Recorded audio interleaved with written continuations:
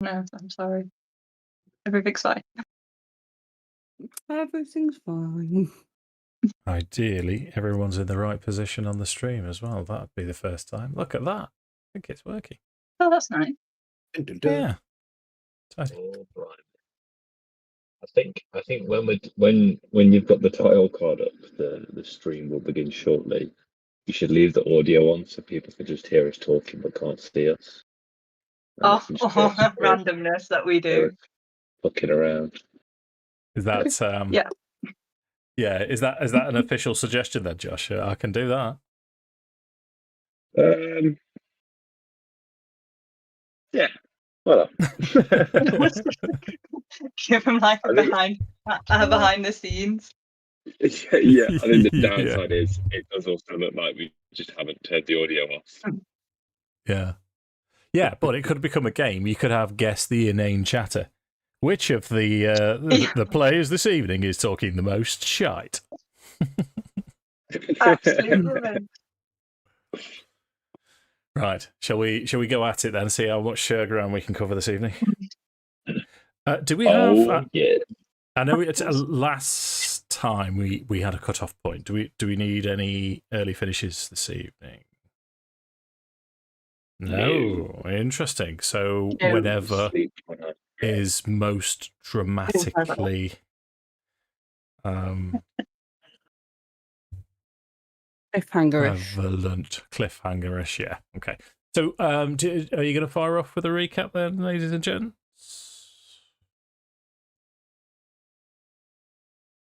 We do. Up to the Bastoni camp. Yes, we spoke to Madame Eva, and then we had a throwdown to end all throwdowns. Yeah. Hell yeah. Yeah, down his gullet. Wind down his gullet. Sorry, I correct myself. It's all right. It's all right.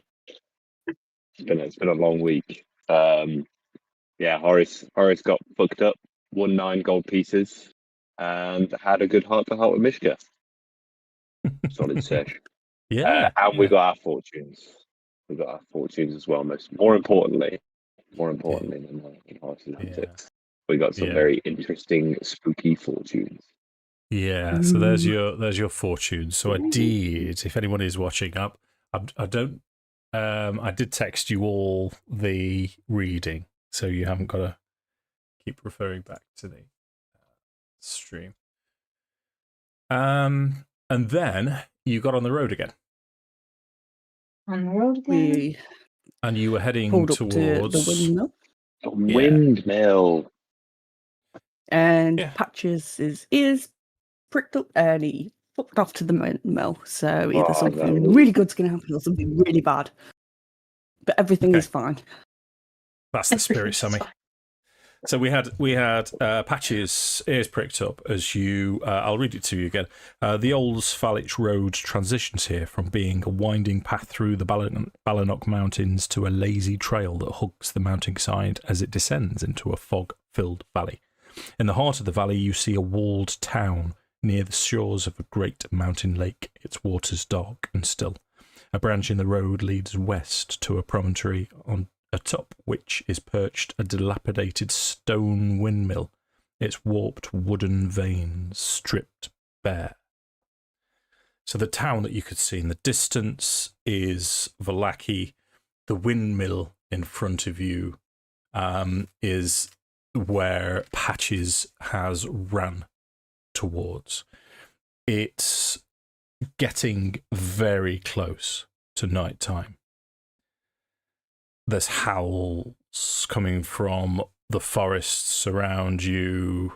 It was a typical Baravian day anyway. Smatterings of rain here and there. So, what do you want to do? Oh no, can I rephrase that? Because I enjoyed saying it the last couple of times. Where shall we take the story this evening, ladies and gentlemen? Far away from that windmill that we can manage. Green dog! Badges! Get back! Yay! Patches does not come back. And by that, I have a suspicion we're going into that windmill bin. Yeah. Roll animal handling for me, please, Sammi.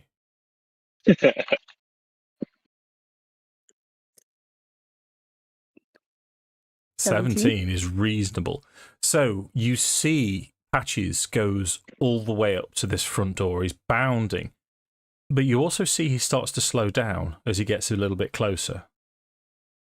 And then as he's perhaps 10 feet away, his ears drop and his tail goes between his legs, and he is moving very steadily forwards.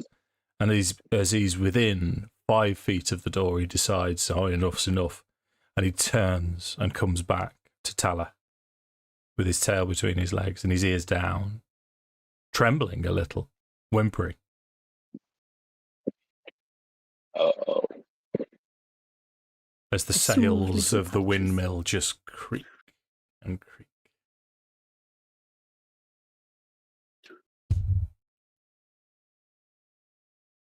Oh, that's fine. Everything's fine. Everything's fine. Are we going up to the door? Didn't Patch's original owner was that little girl that the mad lady in Barovia was looking for? Or have I made that up in my mind? Yes. No, so I'm sure that he both are. It was either the little girls. So Patches lived with Mary and Yeah, Mad Mary. Gertrude. Gertrude. Was Gertruda. it, Dave? Nice. Yes. The 11-year-old that ran away. Yeah, well, disappeared. Oh, disappeared. That may or may not have existed at all. That may or may not have existed at all. Existential. Kind of mad. It's too early. From What is life? from what we're aware, supposedly Granny Morgantha lives here with her sisters, her two sisters, which I do not know their name. The Pie Ladies. Pie Ladies. Does Pippa say that out loud? Yeah. The Pie Ladies. When Horace hears that, he just hears he's been like he's been like plodding along, knackered, hungover as fuck, and then he hears Pie Ladies, and his ears just prick up, and he perks right up. I'm gonna go, there's more of those pies here? Could be. One way to find out. After you, Horace. And then Horace just turns and starts walking towards the windmill. Okay. So Almost jogging. Well, Patches, as he's come back to you, Patches will go ahead of you now, and he does the sort of stereotypical dog in a film thing where he'll run ahead, run towards you, as if he wants to go in this direction, but he is genuinely shit scared of actually going in this direction, but he wants you to go as you start trudging forwards. The first thing that hits you is the smell of pies coming from this building. Something is being cooked inside. The onion-domed edifice leans forward and to one side as though trying to turn away from the stormy grey sky. You see grey brick walls and dirt-covered windows on the upper floors. A decrepit wooden platform encircles the windmill above a flimsy doorway leading to the building's interior. Perched on a wooden beam above the door is a raven.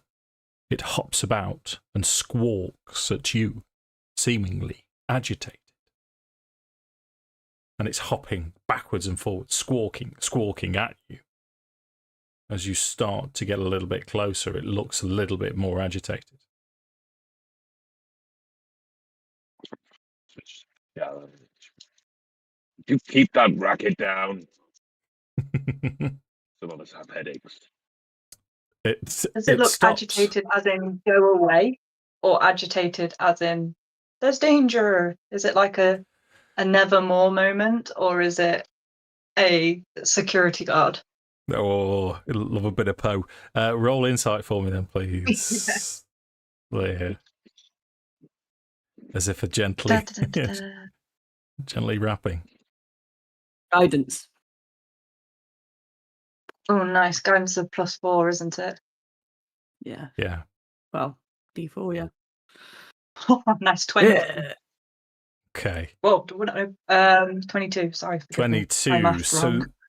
this raven seems to be the best way I can describe it is he seems to be warning you. This is, you get the sense as you're looking at it, this is like an alarm.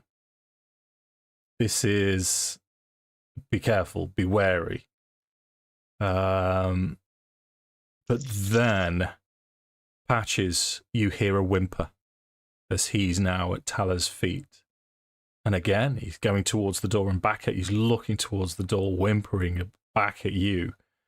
The raven cocks its head and then takes flight.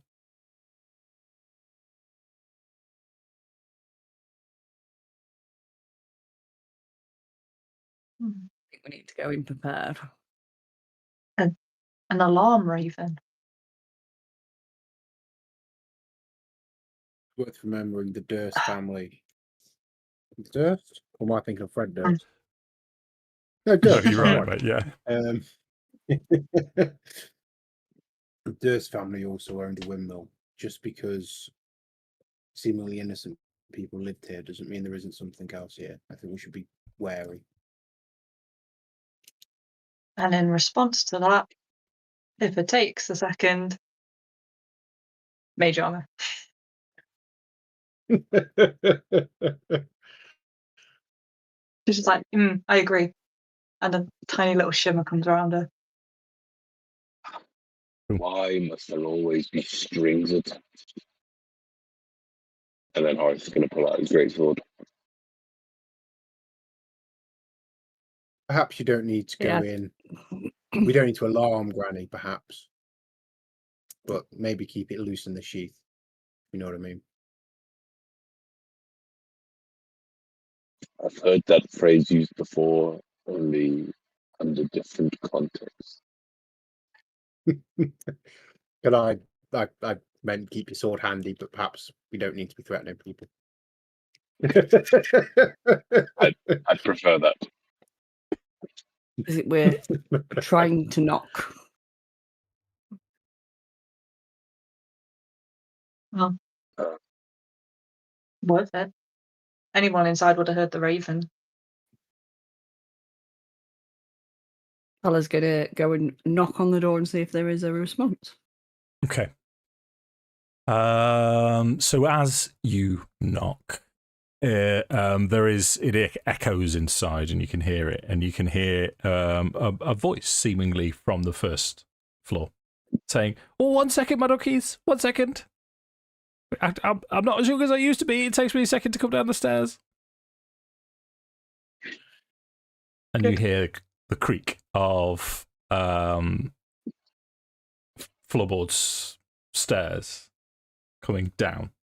It's a slow progress. It feels like 10 minutes, but it's probably a lot less until the door eventually opens and Granny opens the door.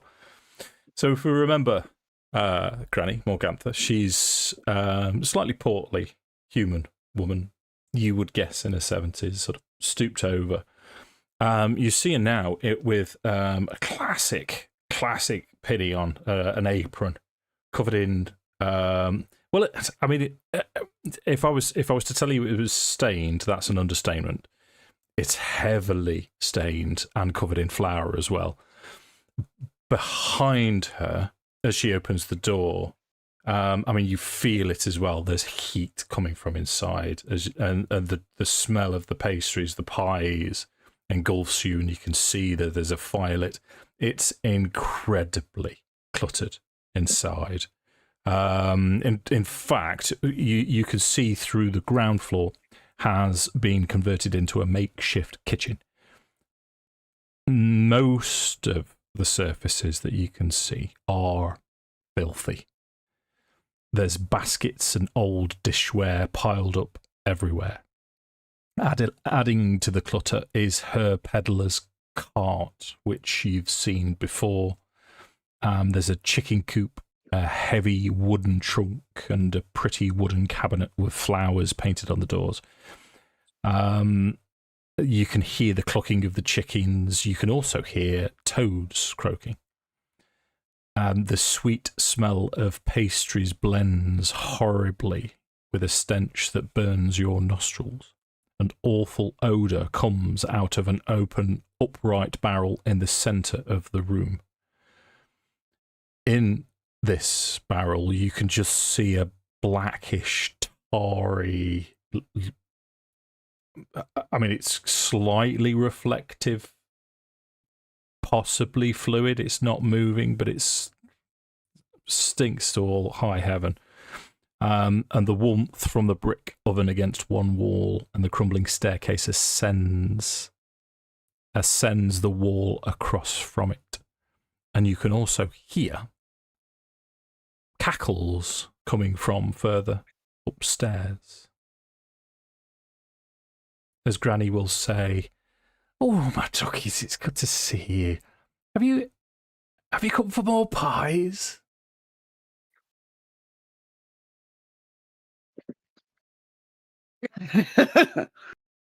Good. Horace, wasn't it? Come on in. There's not much space. Come on, the rest of you. Remember my name? What's the Patch's reaction at the moment? Patches is shit scared. He's wanting to come in with you. He's waiting to see what specifically Tala is going to do.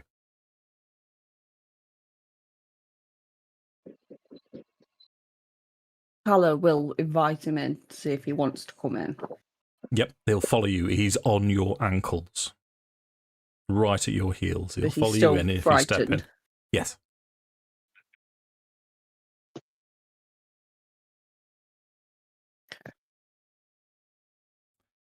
So Morgantha will sort of say, "I know there's not much room, crikey. There's not much room with you in here, is the big fella?" Oh, and she'll call sisters. She'll say, "Aalia, Bella, we've company. Come and say hello. These are our new customers." And you can hear more cackling from upstairs as there's sort of creaks from the floorboards upstairs. What were the names again? Sorry, Dave. Just can quickly write them down. Bella and Aalia. Bella. Yeah. Thank you. Can I make out to see if Patches is scared of Granny? Roll me an insight check as well then.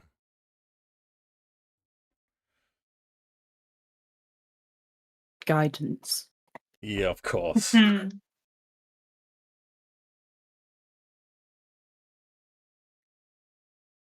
Oh dear. Oh dear, oh dear. Oh dear. 11. Okay. You're not sure where this fear is coming from, but as he's doing his best lassie impression, he seems to be looking from you to the stairs going up.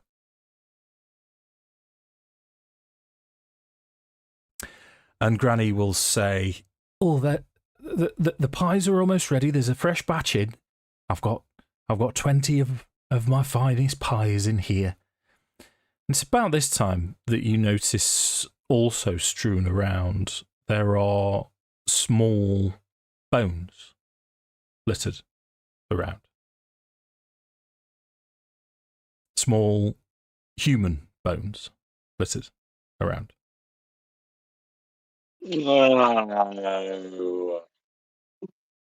Nope. Children pies. Oh. And as you sort of take Damn them in and squint and think, that's a human Wait a minute. bone, and look back at Morgantha, you can see this mess on her tunic, on her apron, is bloodstained. Oh my god. And she sees you. She sees you. Look at the bones and look at her apron. And she says, "Oh, it's all part of the ingredients, my ducky. Don't worry. I'm sure you had a decent sleep. It is what it is." So, unfortunately, I am going to have to charge you this time, and it will be 1 gold piece per pie.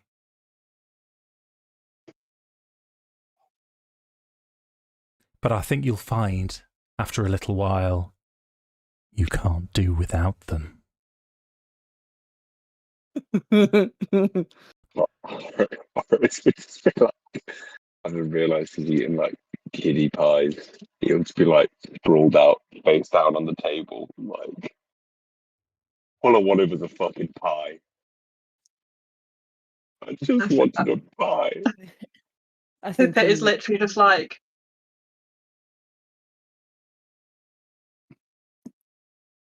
Tala and she's trying to picturing keep it out. some Tala in full realization, but trying to keep some calm and normalcy. Okay. Yes, we came because good Horace here was after another pie, so we will buy 1 pie for him. If that is all right, Granny. Yeah, but surely the rest of you must have tried our pies. Oh, here they are now. And you can see from down the stairs Aalia and Bella, who are similar to... I mean, they're virtually indistinguishable. They're human females, bent, hunched over, well in their 70s, walk. Oh, such company.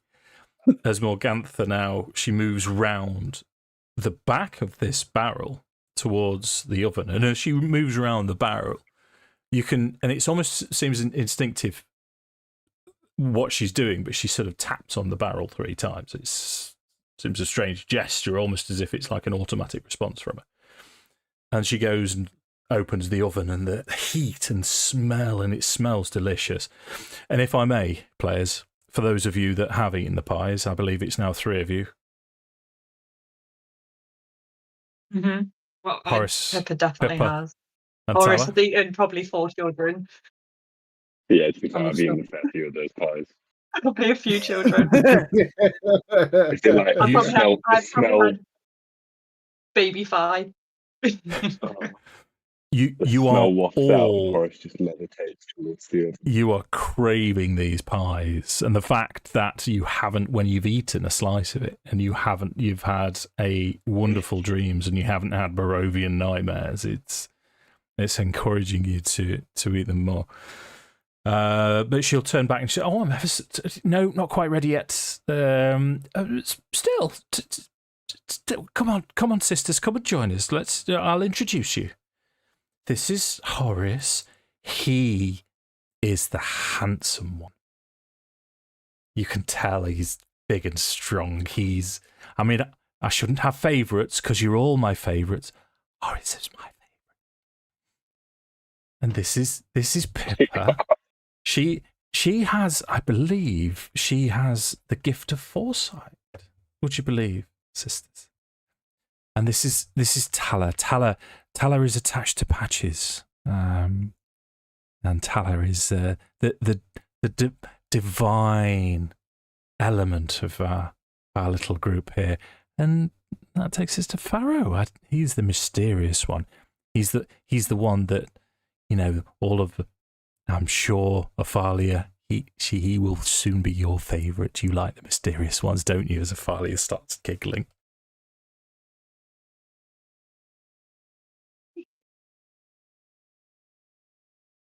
Sorry, Leah, what are you saying? They want to make Horace pie. They want to make Horace pie. I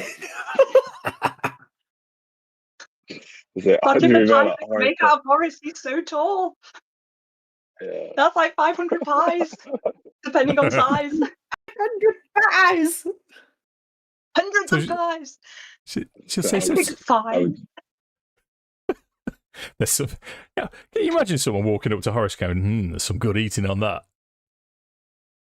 Yeah. Get it? I Well, get it she all the did time. squeeze his arm. Yeah. So she does. She will walk over. As she walks back now in front of the barrel again, and instinctively she'll tap on it 3 times as she goes past. She will grab Horace by his bingo wings and say, so, tell us about your experience in this land so far. Has it been troubling for you? It's horrible, isn't it? Tell us what's happened to you.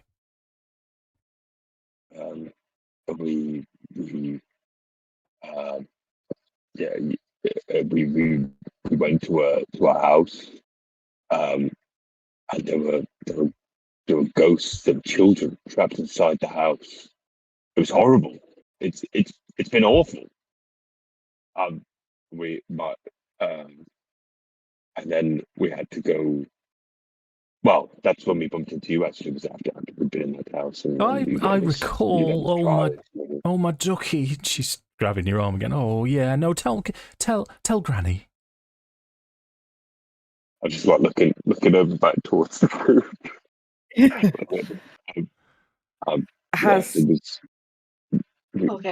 Oh, this is going to be a disaster. Carry on. Has Patches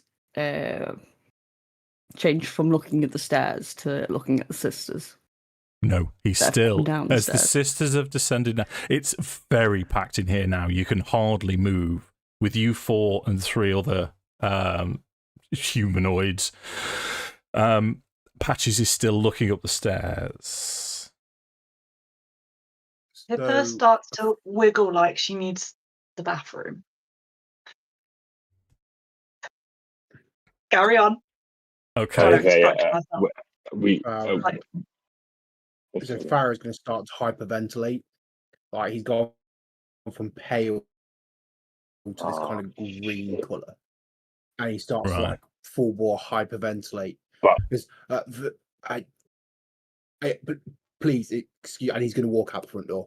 He's like, he just needs to get out there for a minute. Okay. If So Pippa goes, I'll go see if he's okay.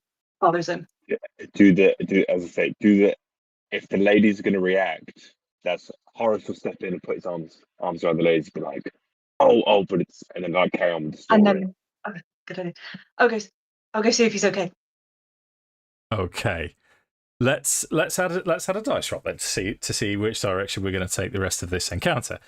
So Pharaoh is an obvious one. You're starting to look green. You're uncomfortable. You wanting to leave. It's hot and stuffy in here. Fine, no problem.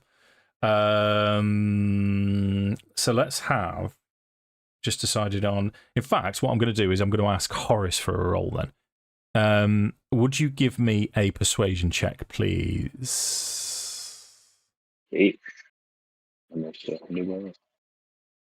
Persuasion. Roll. I'll save it. I shouldn't have saved it. So, Aalia now says, "Oh, he is mysterious, isn't he? No, I'll see if he's okay." And before Horace can put your arm round her, Bella jumps in the way. And you've now got your arms around Bella and Morgantha as Aalia makes her way out. And she is going to follow Pippa and Pharaoh out of the door as we continue the story inside. Okay. Happy with this so far? Mm-hmm. Yep. Well, I don't know about happy. But... Okay. Everything's fine, Leah. What would Tala be doing while the 3 other players are doing that? I think Tala would like to see if she can get a closer look at this barrel. Okay. Ick. Sure. Kind of doing it discreetly. Yeah. Tempting to. Okay, so as Morgantha is tapped on it, you can see ripples on the surface, but it's very viscous. And with the smell from it, you would guess that it's otherworldly. Give me an Arcana check, please. Guidance. Obviously. That was nearly a natural one.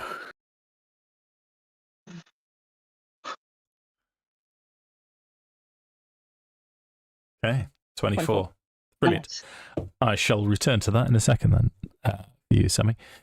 So, Horace, just to sort of paint the full picture, you're continuing the story as to what you've been up to in Barovia. Do you want to go through it all, or do you want to hit me with the highlights of what you will and won't tell them? It's entirely up to you. Yeah, so I'd say kind of going on from where. So yeah, we bumped into you, and we were covered in all blood and guts. It was just horrible. But we eventually managed to get ourselves cleaned up, and then the burgomaster, his father had passed, and so we saw to it that they could get a proper burial. But we heard of the troubles at the church, and we went to investigate that. And this man was keeping his son in the basement, and not to mention that other man that came along to the funeral. There was this sound, this screaming that followed him. What is that about? Oh, my ducky. Yeah, that was Rahedin by the sounds of it. Oh, he's and she's stroking your arm all the time. In fact, now that she's in closer, she's moving to stroke your chest. Now you've got her arm around her. And, oh, it is what a wicked place. It is wicked, isn't it, Bella? I was just kind of like, almost like, it kind of like jumps back a little bit, but trying to kind of like contain himself. But it's like, thank you. It's very kind. It's very kind. Yeah. But yes, and then now my head. I've got a horrible headache. I drank far too much wine last night. We with the Vishtani people, not far from here. We saw and spoke to Madame Eva. She seemed fairly confident. So you hear Tala clearing her throat at this point. But never mind that. I'm my head. It hurts. It hurts so much. And I was hoping that I'd be able to get one of your pies to make myself feel better. Oh yes, absolutely. Boys will be boys, but you have to pay the price eventually. You do at this point feel as if one of them is definitely pinching your backside. No, please. That's and kind of at that point I'd almost like step back. I'm like, whoa, that is too far. Okay. So it's kind of like, yeah, you're right. I suppose it has all caught up with me. Yeah. Just now. So they will. Morgantha will say, well, like I say, we will have to charge you a gold piece for a pie now. So we'll just leave that there for a second then, Josh, if that's all right. Pharaoh, you've gone outside. Pharaoh is on the verge of having a panic attack. Yeah. You feel better from being outside as soon as you come out, and Pippa's there at your side, and then one of these women, Aalia, appears at the doorway, and she will say, oh my dear, is it all too much? Anything I can do? As she walks to both of you. I just need some air and a minute, please. And it's like big, deep, Yeah.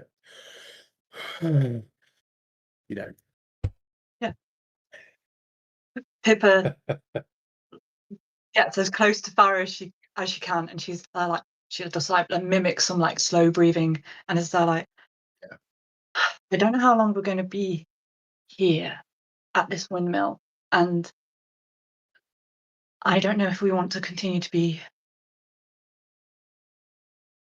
customers, as we're going to be doing so much travelling. We don't need to keep being customers here, do we? I think our travels will take us far from here. So do I. Pippa turns around and looks at. I'm so sorry, everybody. Pippa turns around, looks at what's her name, Nephelia, and is there like, you have such a lovely house. I am so glad that we've come and seen you. I mean, living here and having such a wonderful place. I am, touches her arm. I'm just so glad that there's nice people like here, like you, and cast charmed person. Pippa knows this will work. Yeah. Pippa's seen, knows what will happen. Yeah. You roll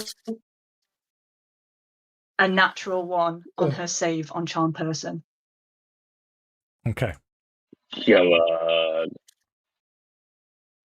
Okay. Humanoid. Sure. It's the reading. Roll Arcana for me, please. Oh, here we go, team.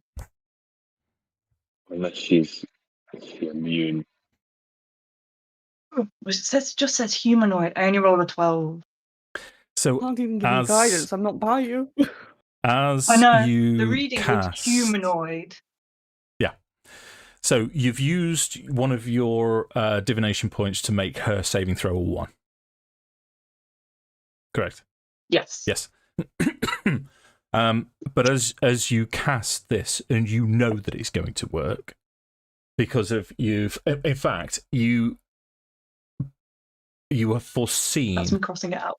Yeah, you have foreseen that you reach out, and this is the greatest extent of your art so far to charm, and you know it's going to happen at this precise moment, and you get that exact feeling. Whatever the art means to Pippa, you get that wherever it is, centre of your chest, whether it's the back of your head or whatever, you get that buzz, that perfection of art. And then you breathe contentedly as you look at Aalia and just see her smiling back at you. And she shakes her head ever so slowly and says, "Oh, my dear, no, that won't do. It's okay, though. I shall forgive you on this occasion." And it does not seem to have affected her at all. With a 12,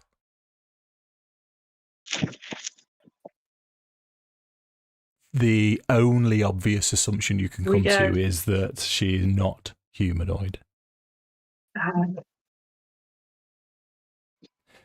And she almost Okay, yeah. She giggles. Pippa giggles. She's like, I knew it. I knew you were special. I knew you were different. We've spent our whole time here trying to find somebody that could really help us. If you can go against that magic, if you can go against what I just saw, I knew you were special. I knew we could be friends. I knew this would work. You're too kind. I mean, we can help you with your dreams. We can help you sleep in this forsaken land. That is the way we can help you. How do you manage to sleep well? You doing all right there, Pharaoh? You doing good? How do you manage to sleep well? Because we have awful nightmares if it weren't for your pies. How do you do it? Folds paper into bag, hands to Pharaoh. Yeah.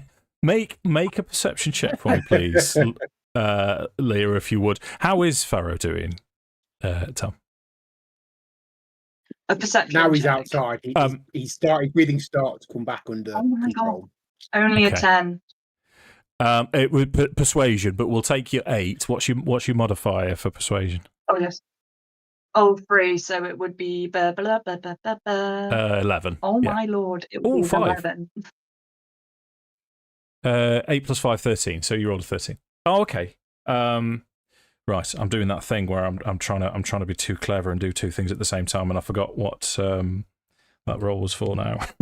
I'm so bad at this. We're playing chess now. We're playing chess now. So here we go. I don't know, and I can't remember your last move. How do you survive? Yeah, gotcha. How do you survive? How do you not get bad dreams? She will say to you as Pharaoh starts to improve, she will look, and she's gone from kindly now to we're playing a game, and she looks directly at you, and she'll say, "Well, we are the things in your nightmare."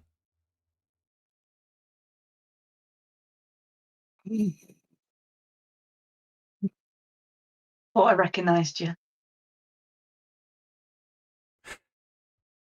Now, if you're in my nightmares, why am I so interesting? What's so interesting about me? Oh, we find all interesting. Now, if you wish to feel special and you want to think that you're special, that's fine. We'll play along. But we like all of you and all of your nightmares.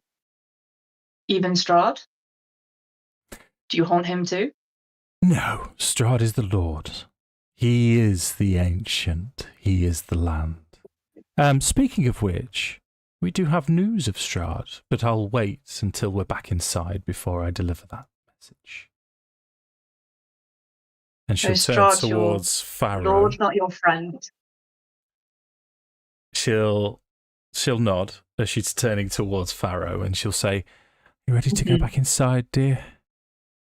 It's much nicer inside."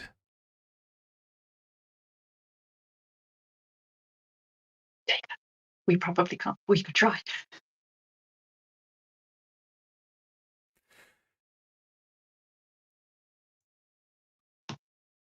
For now, I apologise. The heat and things. No apologies necessary. Don't worry yourself. Don't worry yourself. We are part of this land. Come on, let's go inside. So she turns.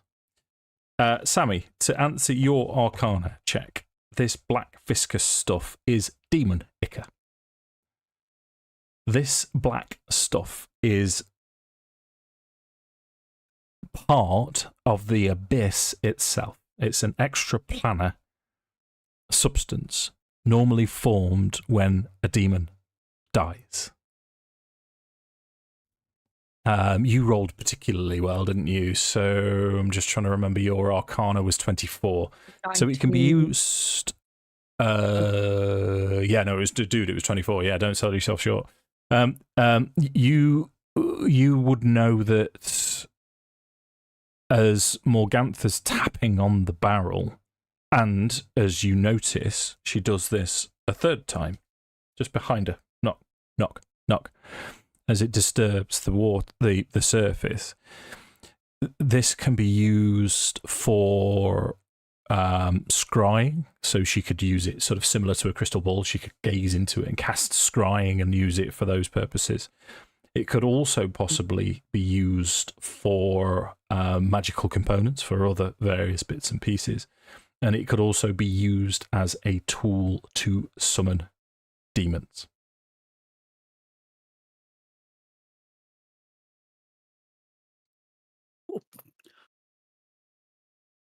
So as this realization comes over Tala, we'll bring Aalia back into the room as the door opens again.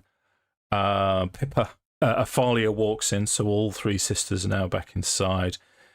Pippa and Pharaoh, you can see Horace has got his back to the wall, looking a little bit shocked, as if something's just happened. And with the revelation like that, with his bottom lip wobbly, thank you. And you also, what would Tala be looking like at the minute? think she'd have that moment is the realization to herself as she's trying to discreetly look at this barrel of, oh shit, things are not fine. And then she would automatically mask it again, and she would turn around to sort of interject in the conversation that Bella and Morgantha were having with Horace after he's backed himself up after their rash confrontation. I say, oh, I'm so sorry. He is a bit brash sometimes. He's a little sensitive. Oh, we like the Not quite sure how to take his compliments. Oh. As Bella starts moving towards you now, Morgantha's sort of staying now near the centre of the room, near to the barrel, as Bella seems to be coming towards Horace, reaching towards you. So, Morgantha says from the back, pies.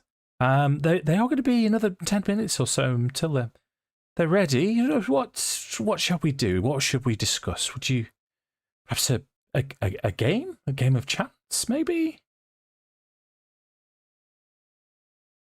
What about a cup of tea upstairs if there's slightly more room? Well, unfortunately, this is the most space we've got. There isn't much else upstairs. We could go outside. Oh. We could take a table outside and have tea on the lawn. I think that sounds like a delightful idea. Yeah, maybe I think towards Pharaoh. Just be like, do you feel better outside?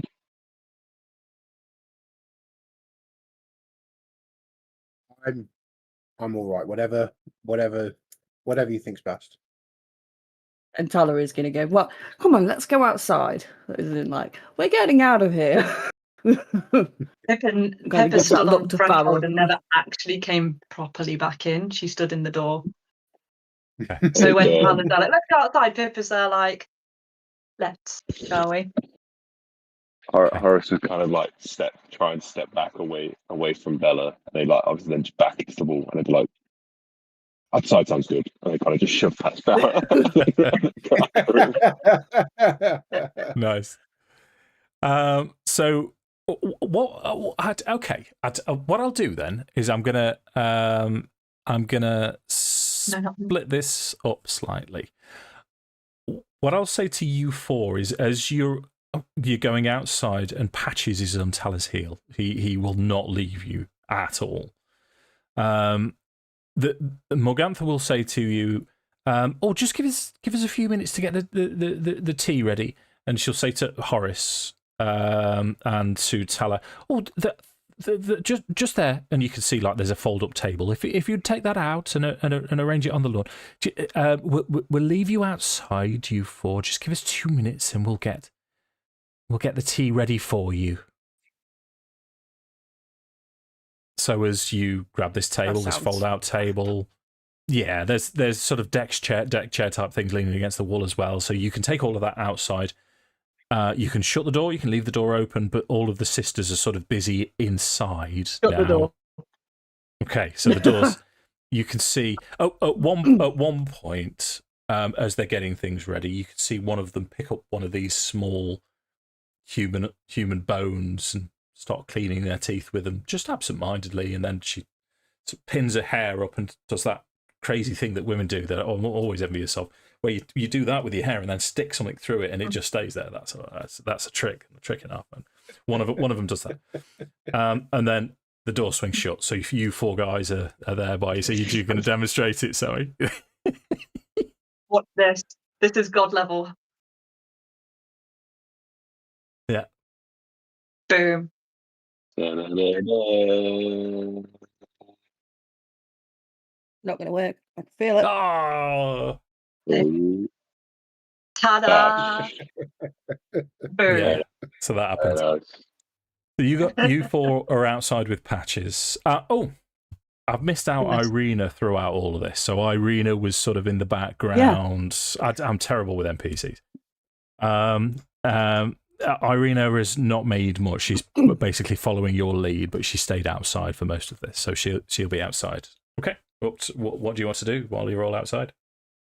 Guys. I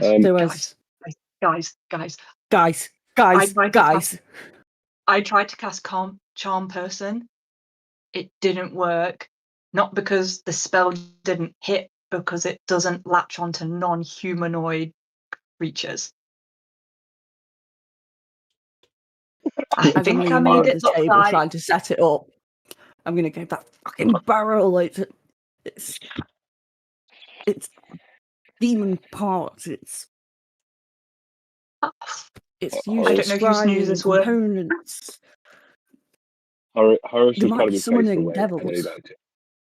Demons from the abyss. They touched my butt. Oh my god. Everything's fine. Clearly, that's the worst. Nothing I'm is fine. sorry, I couldn't Nothing is protect fine. you. I think Horus, like, while Pippa and Tala are kind of like talking, Horus would have been like rummaging around his bag. And then he pulls out his tinderbox and he's turning back towards the house. He's like, "Oh, these guys are fucked." And he's just striking his front at the house. We are escalating so hard right now. Get it gone.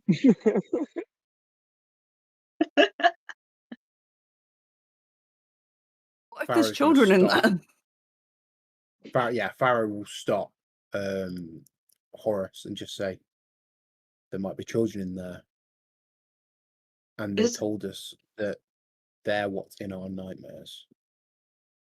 Oh, that's another good point.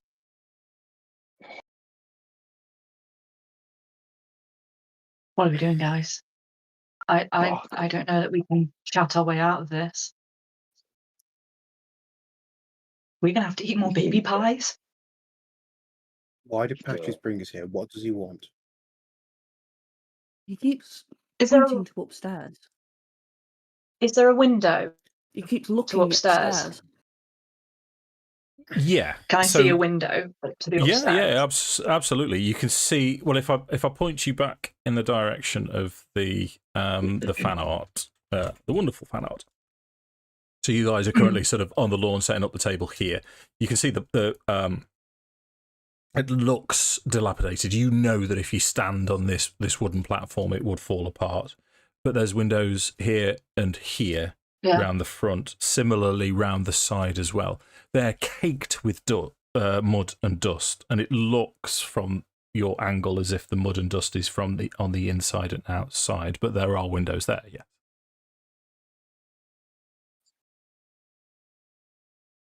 Does it look like it would even fall apart if we were to get Pippa up there? Yeah, I can nip myself. I can get myself up to the window. So I could use two spells. I can, if it's less than 30 feet, I could Misty Step up to the window. And I learned something new. I don't know if it will actually work well, but it could pop somebody 90 feet. You can pop me up So there. I could get myself or somebody else up the window. Probably take my weight. I could probably hold on. I could try anyway. If you can get him up into the window frame. Yep. Should be able to. You just need to really trust me, Pharaoh. He's gonna just. You ready? Ready? I'll ever be. Is it worth you taking Patches? No, I don't know if you would be able to with a spell. We need to be quick. Pippa would like to cast Vortex Warp on Pharaoh in the hope that he will choose to fail his Constitution save. 100%.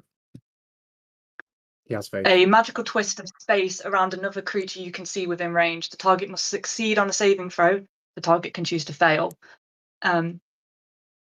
The target is teleported to an unoccupied space of your choice that you can see within range being 90 feet. And the chosen space must be on a surface or in a liquid without the target having to squeeze. So I can't throw you into a gap, but I can throw you onto something. So I can teleport you 90 feet onto the wall. Okay. Or onto into the window. Sure. So you can... You'd have to do the rest from now, I'm afraid. Ready? Yep. Okay. Happy? Just checking with the master. That's fine. Yeah. So what I will tell you is that the first floor, so here, you would be able to. I mean, Pippa could stand on Horace's shoulders and be able to see through there. That's no problem. And it's you can just about make out inside that that's where the mill wheel is. There's a lot of flour on the floor. You can see in a crack in the window panes cracked that there's more children's bones being ground to powder in that room. And then you step down. Then you cast your Vortex Warp on Pharaoh as you go to the second story and look through that room. In there, you can see there's a rotting wooden cabinet and 3 crates stacked one on top of the other. There's a small door set into each of these crates. And the crates are...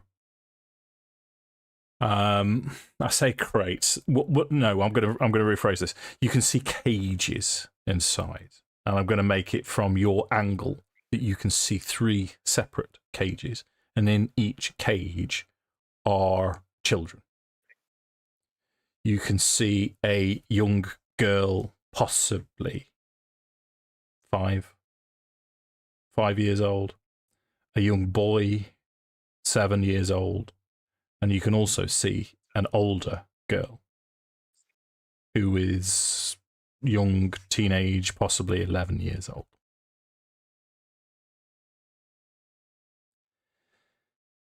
There isn't a great deal for you to hold on to here. So what I would ask for is an athletics check.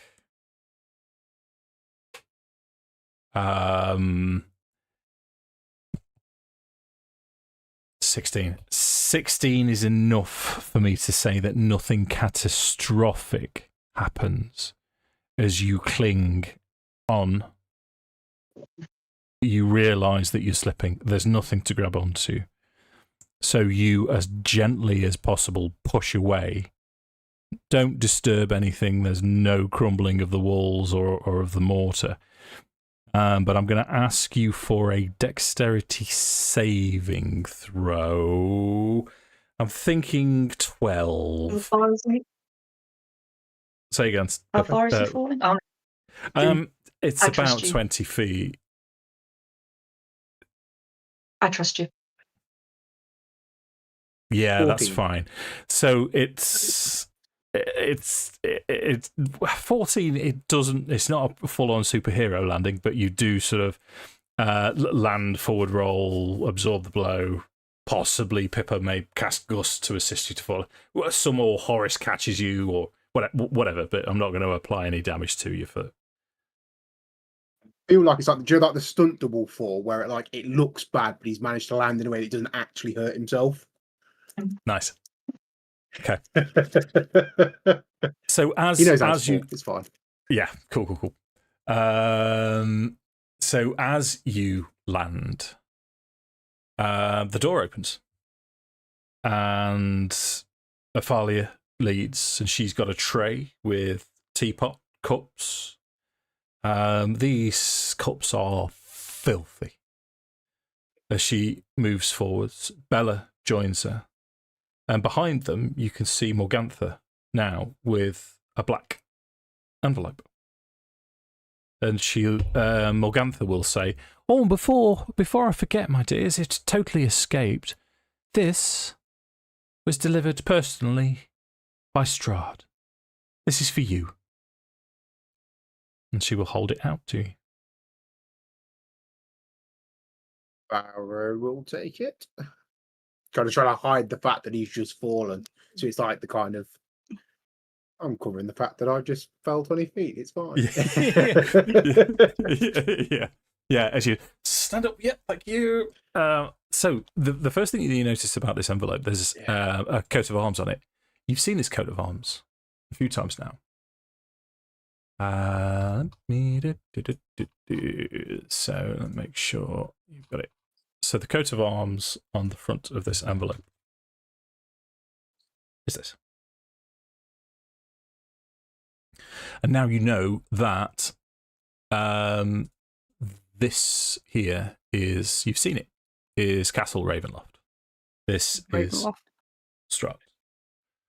The other place that you've seen that insignia was on one of the Burgomaster's letters that was given to you.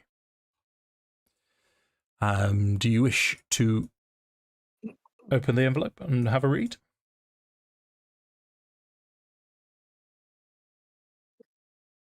Yeah, I think so. He'll kind of like almost like wave the envelope, wave it a little bit, and go, "We're all friends here, right?"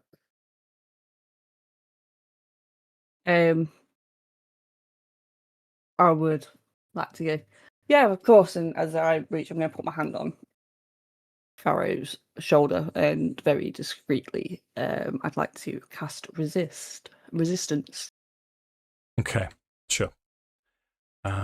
So you feel divine protection spread through you as you crack the seal and open the envelope. And inside is this letter. Now, you've seen this handwriting before as well, as the letter reads. Just before it goes any further, so I touch a willing creature and choose a damage type. Yeah. I'm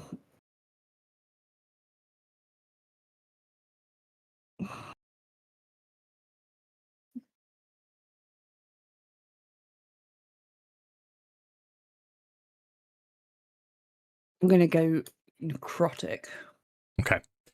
So the letter reads, "My friends, know that it is I who have brought you to this land, my home, and know that I alone can release you from it. I bid you dine at my castle so that we can meet in civilized surroundings. Your passage here will be a safe one. I await your arrival. Your host, Strahd von Zarovich."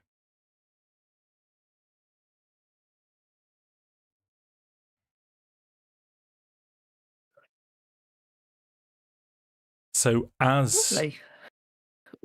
Pharaoh reads this, I have it in my head that he'll sort of pass it round to all of you.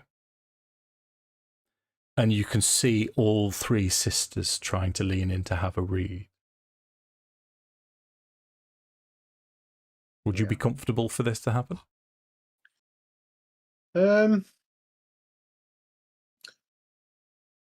No.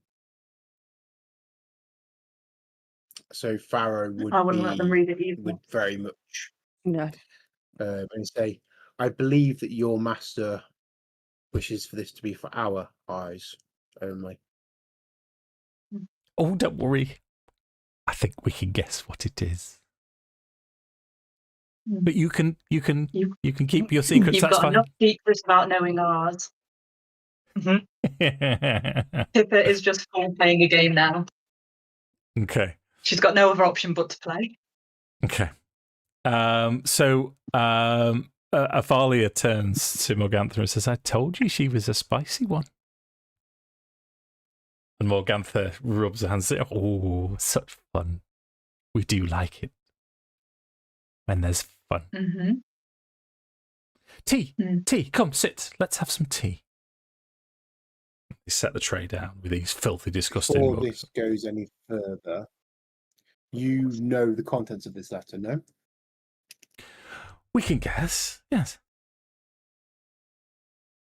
So you're Go on, then. aware. So you're aware that your master has guaranteed us safe passage. Yes. Then you'll have no objection if I take the 3 children you have upstairs along with us. Oh, no, we object to that very much. I'm afraid I'm going to have to Ooh. insist. An Oh. impasse. Oh, well, because the letter we assume says safe passage, but you haven't let us read the letter.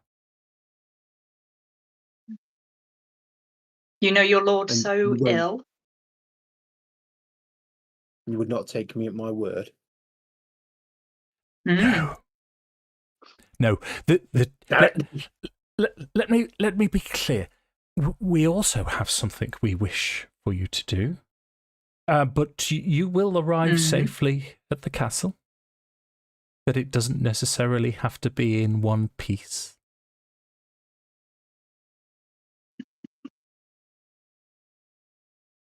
What was What it you does it wanted do help with- with, lady? Well, What she said. there, sisters, if you would, 1 second, just 1 second. So Aalia walks back into the windmill. The door is wide open, and you can see her hovering over the demon Ichor, and she starts to wave and chant. And she, after it's Pippa, you can have an Arcana check if you wish. Guidance. Oh, Well, I rolled a 1, didn't I? you did.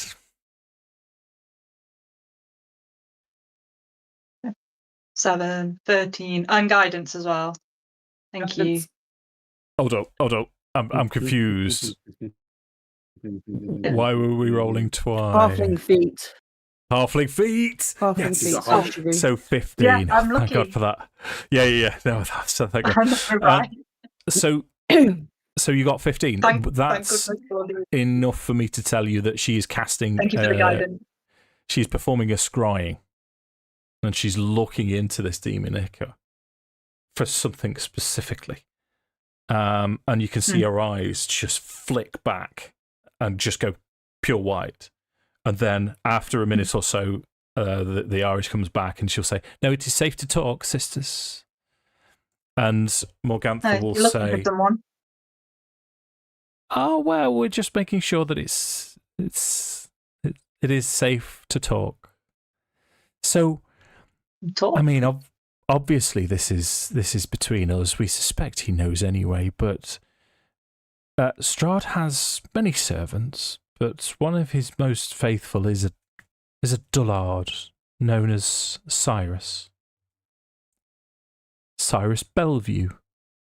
He's little more than a lackey, if you will, and we give him one of our amulets. It's an eye, really, and it allows us to see and spy on Strahd. Like we say, this is between us. We're pretty sure that Strahd knows, but it's a fun game anyway. And what we require you to do, while you are, let's say, if you were invited to dinner at Castle Ravenloft, is to deliver this amulet to dear Cyrus. He lost the last one, the clot, and then we'll be able to see what happens inside of Castle Ravenloft.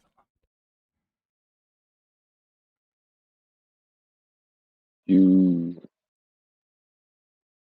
said Belview.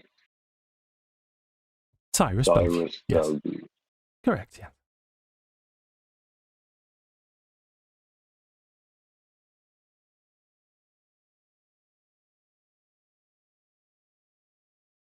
Well, I suppose it looks like we're going to have to dine with Strahd after all.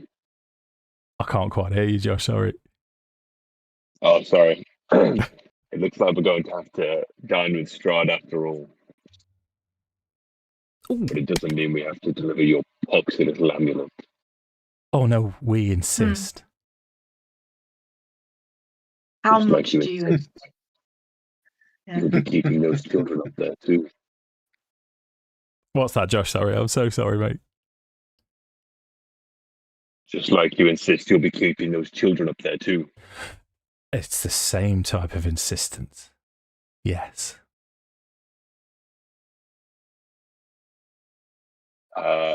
I'm looking around to my fellows. Are we doing this? You've never seen Pharaoh more ready. And you see it in him and the steel in his eyes the moment he mentions those children. He's not leaving here without them. And when you mentioned the You bargain could all between walk taking the away. amulet, Yeah. and taking the amulet and trading it for the kids, Pippa's like, yeah, there we go. Pippa's not leaving either. She's not leaving kids. And Horace is going to look back towards the witches and be like, the kind of insistence that I don't give a damn about. And then he's pulling out his great sword and he's picking up his shield as well in his other hand. As Horace starts to lift his sword, Tala is going to pull up his shield and she's going to smash it. And she's going to smash it into the ground, sending off a warding flare. Hey. I think Yeah. it's called warding flare. I'm just Let's running back go. for 2 We'll go. seconds. I'm going to run. Yeah. This is going to be epic and grand. Where's Tom gone? What did he say? Get a drink. He's literally running okay. behind me. Righto. Yeah. No worries. There we go. We'll have a second or two then before we start. Time it.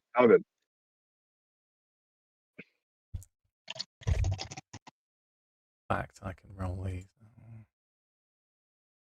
Oh, are we rolling? We're rolling. Maybe. Oh, is this happening? This is great. Everything's going to be. Holy. Everything's fine. It's so hot here. How have I forgotten how to do this? Right. So what I'll do I then, can let me go give with you that.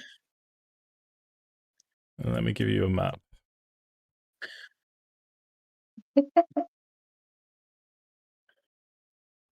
Oh, let me show you these first. This won't mean anything to anyone who isn't English. Have you got the map? Oh, it's almost there. Got the map up. Mine's just loading. Yeah, I'll just wait a second.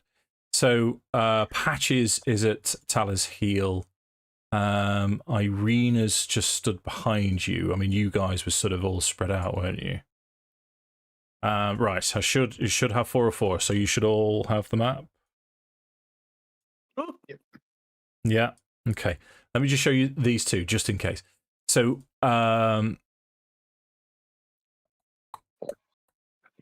don't ask me why, but I couldn't help myself. If you hover over Bella and Aalia.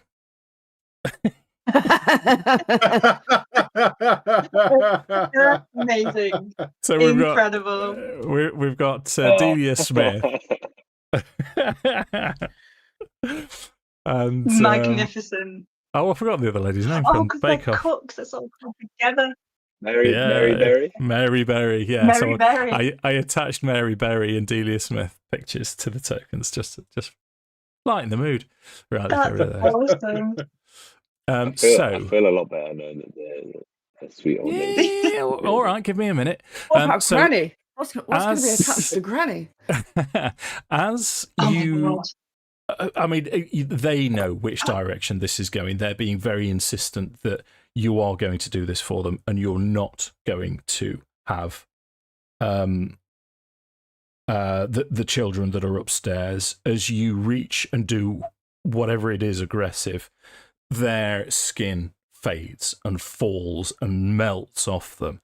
And they have bluish purple skin and horns and long noses and warts. And in fact, I have this lovely picture from, or two pictures, in fact, from. I'll give you the 2024 picture of what these creatures are. Heather. What is that?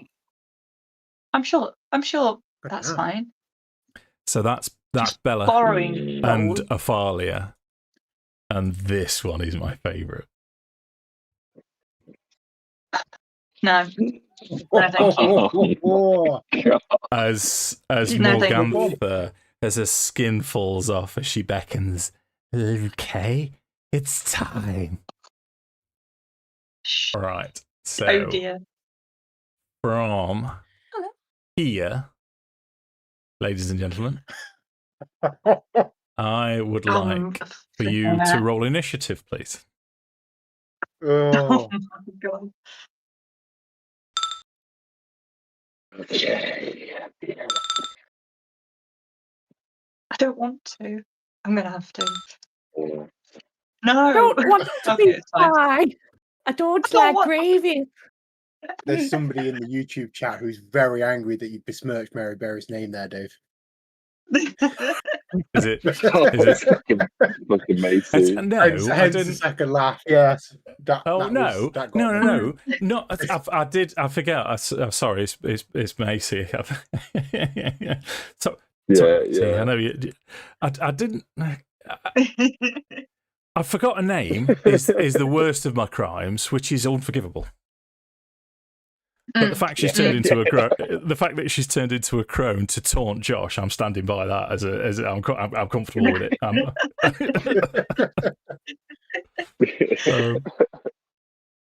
Right, this is so, going to be fantastic.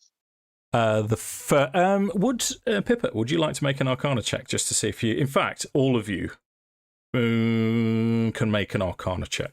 Now we'll have a group Arcana check, and I want your average to be above 12 to see if you can figure out if I can tell you what these things are.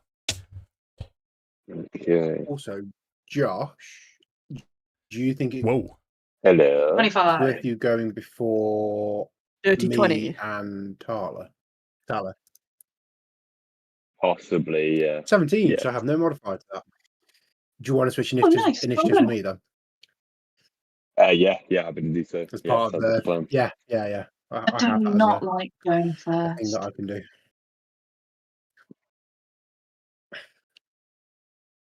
Okay, so who's doing what with Mr. initiative? DM, Yeah. I can change my.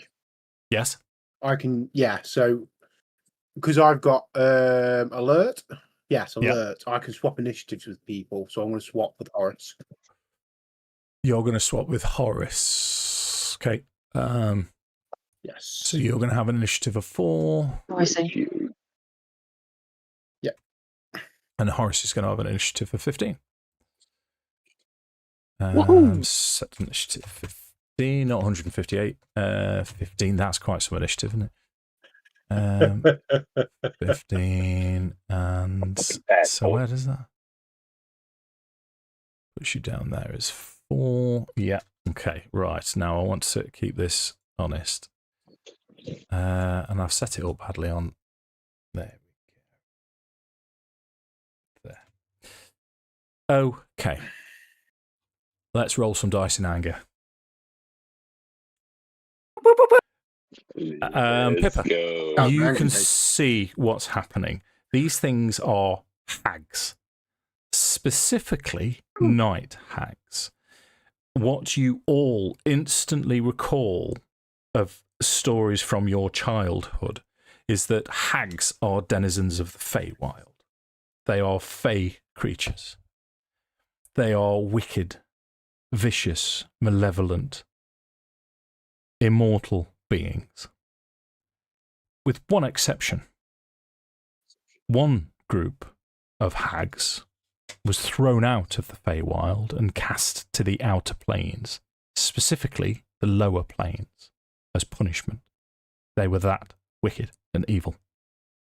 However, because they were that wicked and evil, while on the lower planes, they thrived. And they are now quite firmly placed as traders of larvae, of souls. And one of their favourite pastimes is to corrupt the innocent and capture their souls through dreams.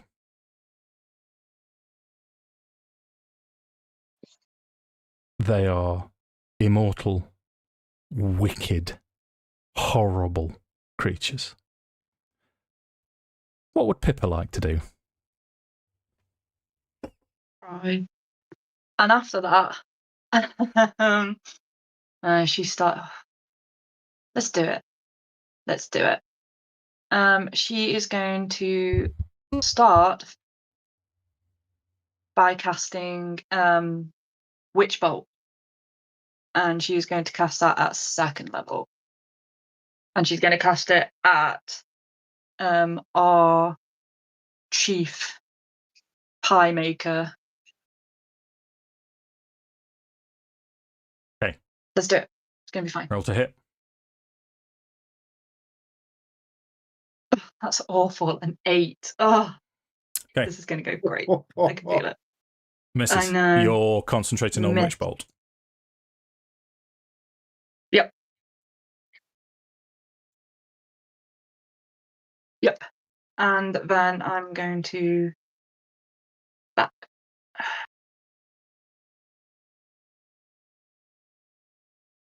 Oh. Yeah. I'm going to back up, but I'm going to go on the diagonal. Okay. So she's going to go this way.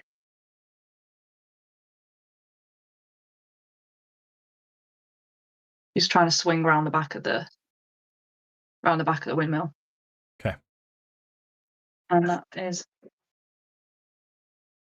that's Pippa. Good luck, team. Turn. Horace.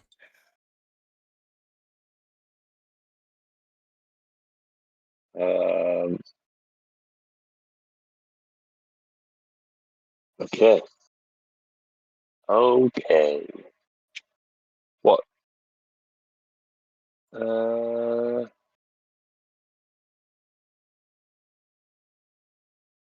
Immortal.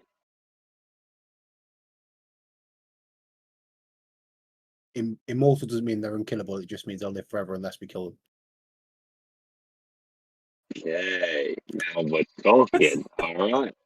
Immortal and that was a- Immortal and indestructible. invulnerable are different things. That was a Right, confident okay, wink. okay. That was Drage. All right.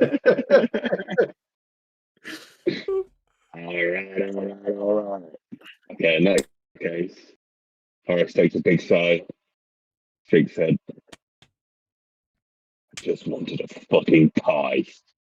And then I'm going to charge straight at Morgantha because he's fucking pissed that he's not getting his pies.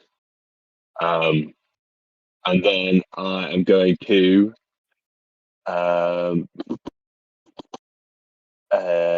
channel divinity. Oh, no, I'm not. No, I'm not. No, I'm not. No, yes. Sorry, I'm going to use. So I'm going to go for an attack, and I'm going to throw in Valve Enmity, and then so Horace is going to just kind of almost like cast his shield forward, and is like, I can't believe you made me eat children. You are going to pay for that. So I can then attack with advantage. Against that creature for 1 minute. So I'm going to go for big swing with advantage. Mm-hmm. Roll 1d6 plus 6. Go.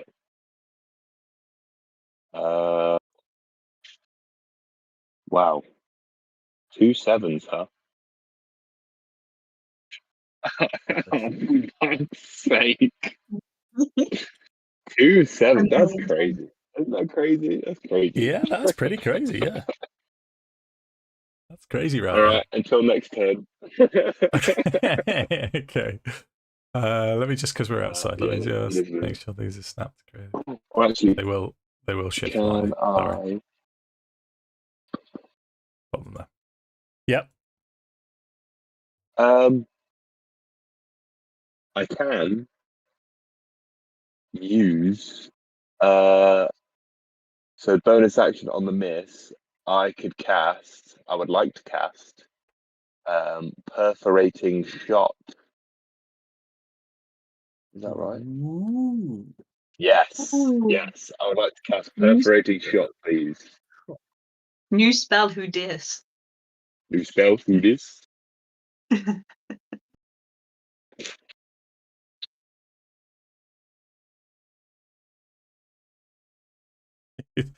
He's being taunted. Yep. Did they say that the thing around the landing would take Pippa's weight around the windmill? Maybe. Sure. Yeah, go on then. Why not? That sounds fun. Thank you. Okay. Carry on. So perforating shot is as your attack hits or misses the target, the weapon or ammunition transforms into a 5-foot wide line of magical energy that extends out to the weapon's normal range. The line includes the attack's original target. Each creature within the line makes a dexterity saving throw, taking force damage equal to the weapon's normal damage on a failed save or half as much as a successful one. Wow. Nice. Okay. So what happened? So basically, Morgantha will take the damage for the attack, basically. Okay. So you'll almost see I'll kind of swing, will be just off, but then I'm gonna cast perforating shot, and you'll see these kind of like green flames like fly out from the side of the sword and kind of catch Morgantha in that. Okay, nice. So I'll cast perforating shot. If I question, because I have Savage Attacker as well, do I get to still roll the damage twice? Savage Attacker says once per round, doesn't it? So I think so. But just read it. Savage Attacker. It says once per turn, when you hit a target with a weapon, you can roll the weapon's damage dice twice, and use each roll. Are you? I mean, you're hitting with a weapon, then I guess. I don't know. Does that count? Because it's coming off the spell, I guess. So maybe not. No.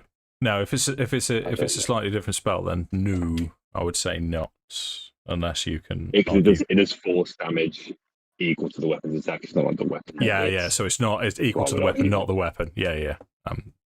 Yeah. So just damage. Still get grazed because you missed. Or is that not a thing? I'm just asking. Yeah. So would it be the graze and then the spell? Surely, because it's a miss. Because it's a miss and. Yeah. It seems as well. You're using a bonus action for this, whereas graze is automatic on a miss. Yeah. Yeah. Sure. That's Thanks, Leah. equal to the ability modifier. Thank you, Leah. Right. Or as I now like to call you, target.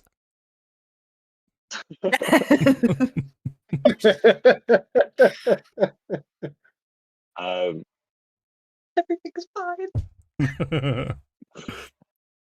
This stopped being a cooperative game. Okay, so that's +4 for the ability modifier, and then damage. Wait, do you add the proficiency bonus as well? Like, would it be not to graze? You don't graze? No. Okay, yeah. And then 2d6 +4 slashing, which is 9. So 9 +4, 13 damage. 2d6 +4. So that is 9. Yeah, 2 and a 3 add +4 is 9. Yeah, plus the extra 4 for graze. Gotcha. Beg your pardon. Did you roll a d12 for the greys then? No, the greys is just +4 because that's. Oh, sorry. I'm sorry, mate. I'm all over the shop. I was thinking it was a d12, but that's something that's cleave, isn't it? That's entirely different. So 13. Yeah. Right. Okay. Wow. That took a while. Anything else from Horace? Sorry, everybody. No. Well, it's new abilities, dude. It's no, never apologise. It was beautiful. Thank you. Thanks, guys. Okay, thank you. So what you're going to see from inside is a tiny demon appear. This thing it's covered in warts. It's only about sort of 3 feet tall. It's covered in warts and blisters, and as it's sort of hobbling forward, limping forwards, it smells rank and disgusting. As it moves, so where did it go from? So 16, 17, so it's got 3 more. Oh, you know what? I'm just going to move it again. Yeah. So it's going to run out to there. Let me snap it to grid now that it's outside. And it will... it would probably be Pippa that identifies these things. It is a demon. It's a Dret. It's the lowest caste of demons straight from the abyss. These things are virtually mindless. In fact, I've got the 2024 art, which I do like to share with you. So I'll let me just give this to you.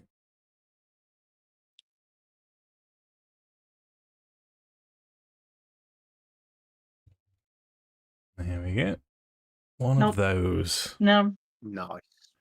No. And you would, because most of the Arcana checks you've done tonight have been superb. You would suspect that Morgantha was knocking on the barrel to summon these on the off chance that things were going to go south.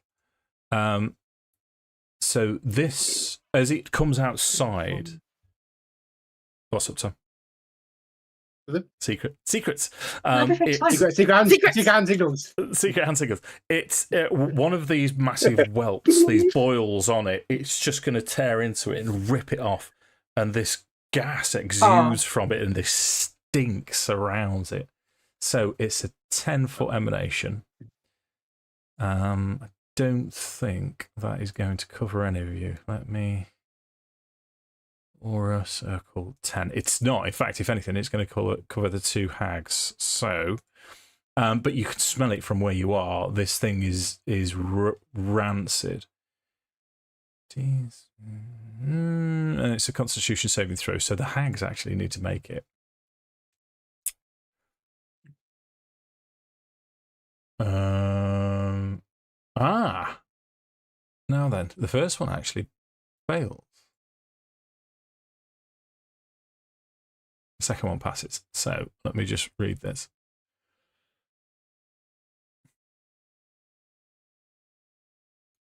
Action or a bonus action? Right. So it's Bella is poisoned as she starts coughing. And she'll say, "What are these creatures, Morgantha? Why do you insist?" And she vomits. But that takes us to Tala's turn.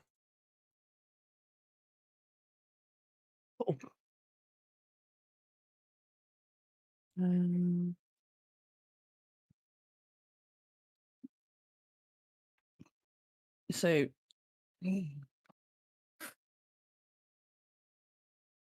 Tala is going to run up behind Morgantha. She's going to take a swing with her warhammer with True Strike. True Strike. So that gives me advantage as well. Flanking. Give you. Whoop. 25. 25 hits. Boop, boop.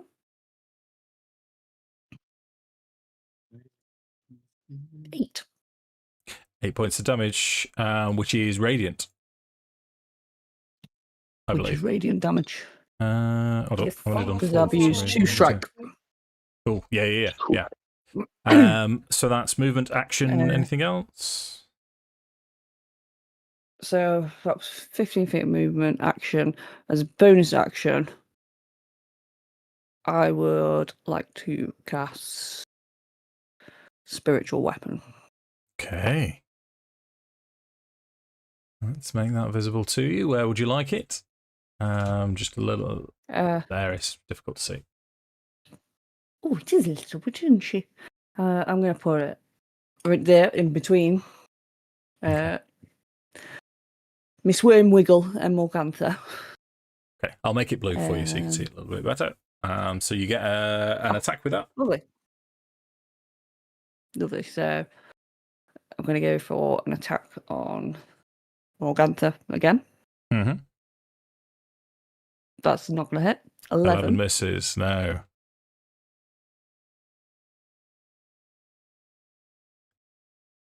Uh, 10. That. Okay. Yeah, that's going to be my turn. Morgantha now is cackling to herself as she's spinning between you and Horace, and she'll say, "So much choice, so much," and then you hit her with this radiant damage and summon this spiritual weapon, and she'll turn to Tala and she'll say, "Okay, dearie, you first." I would like Tala. I mean, it's in your forte. Would you make a wisdom saving throw, please?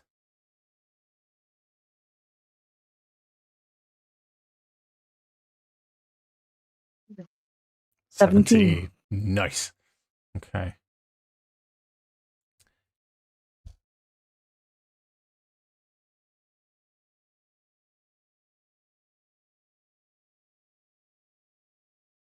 Okay. So what the rest of you guys see is as Morgantha spins round, her eyes just go cloud over and just become black pools of infinity as she looks towards Tala. And you see Tala start to recoil and scream in fear. So she's tapping into you. This is a Phantasmal Killer spell. She's tapping into your nightmares. How would that manifest to Tala? And it's only briefly that this happens, do we think, Sammi?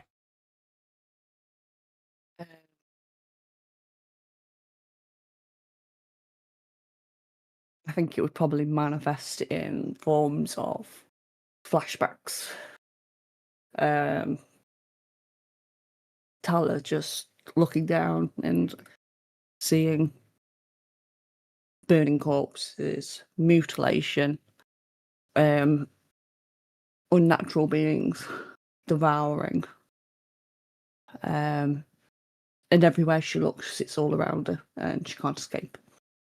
Yeah. So these creatures coming up from, and you're screaming, and you can see Tala sort of looking down at the ground and hopping around. So you take 9 points of psychic damage, which is the half damage because you've passed the save, and then like that, it's gone, and all of a sudden you're back when you are, and Morgantha is just smiling at you.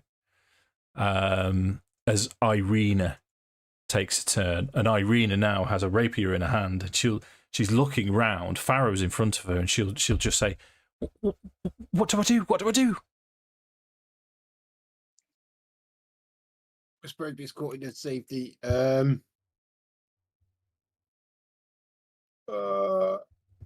Stay clear. Don't get involved. Let us handle this. Okay. And she's indecisively just steps back. Bella has a turn. Yeah. Just double check. So I did as a bonus action. Take a. Okay, so she can't take a reaction this turn.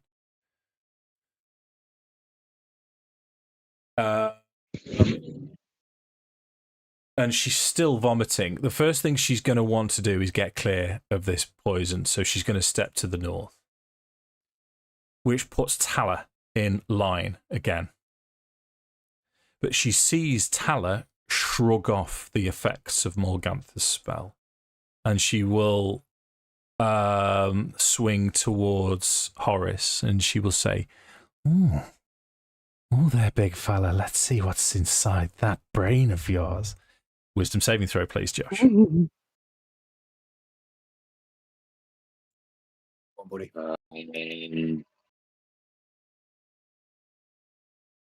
Wisdom save. Let's go. Oh fuck! 9. Okay.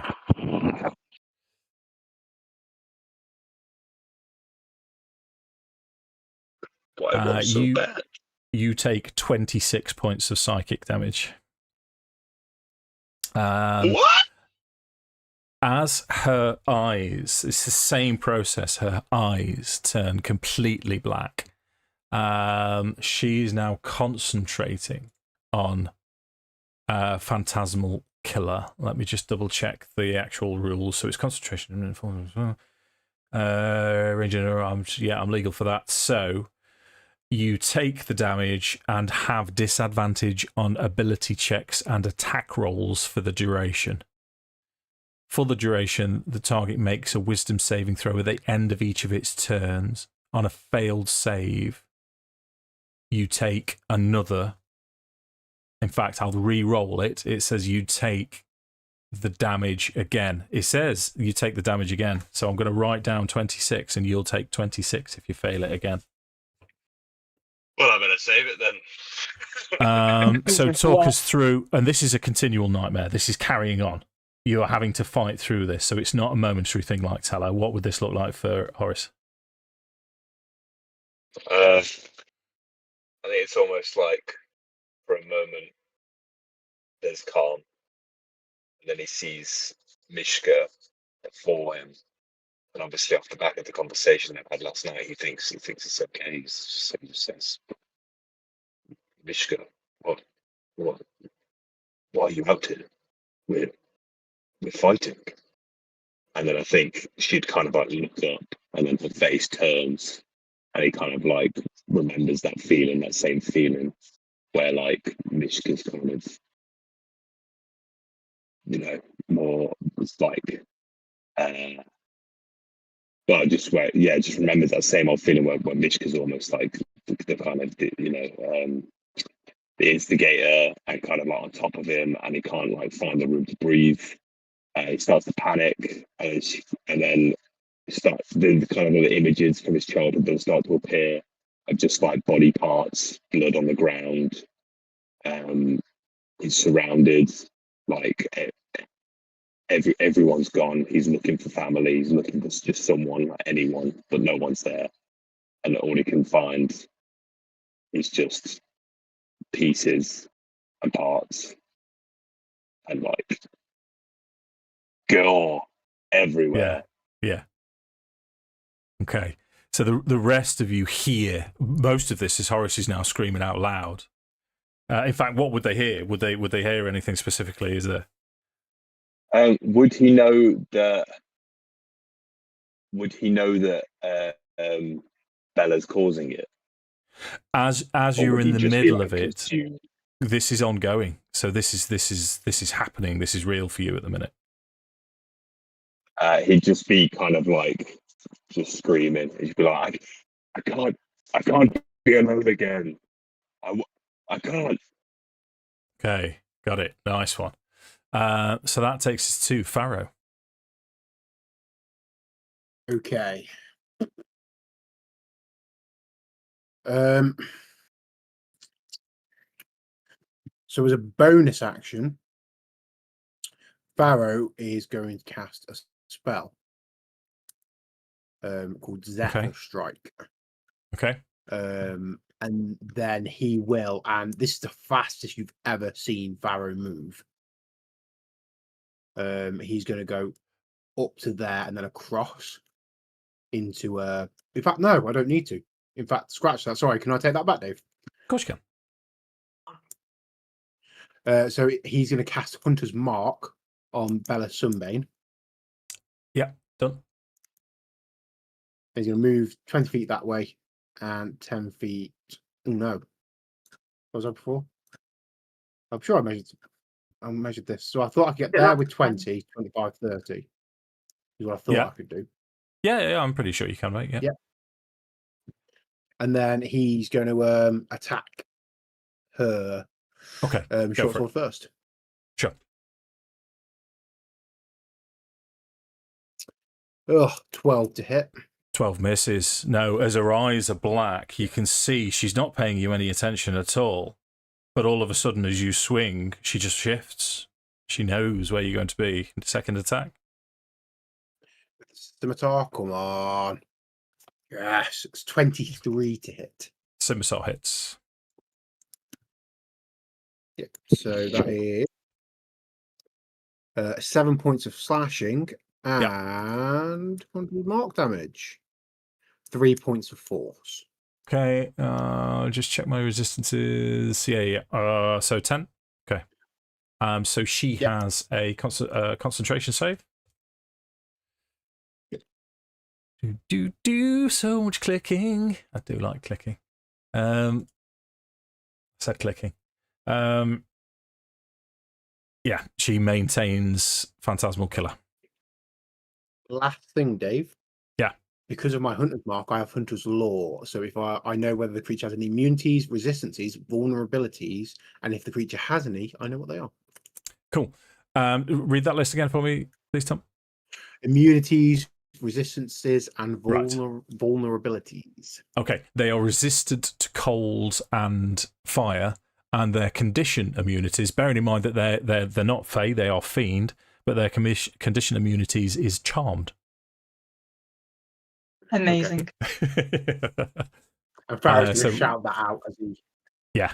Resistant to cold and fire, immune to Charmed. Rubbish. Is that turn? That is turn. Okay. Always doing strange things. Hold on. Okay. So from inside, another demon appears and runs out.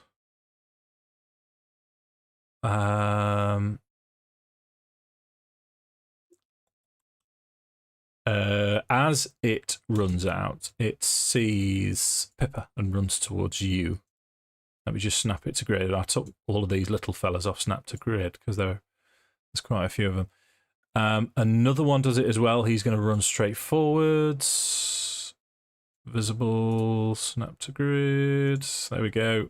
And a fourth Dret runs out as well. Snap to grid and visible. He doesn't get as far. He just gets... In fact, let's stick him there and then him in the doorway. All of them... Let me just read this emanation as well.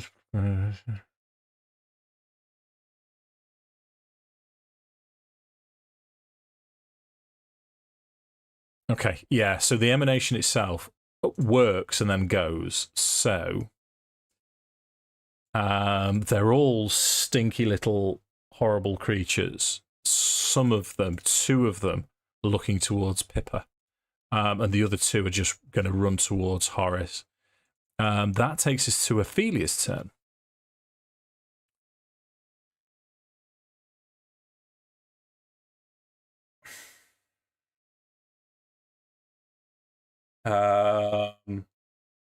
Okay, Ophelia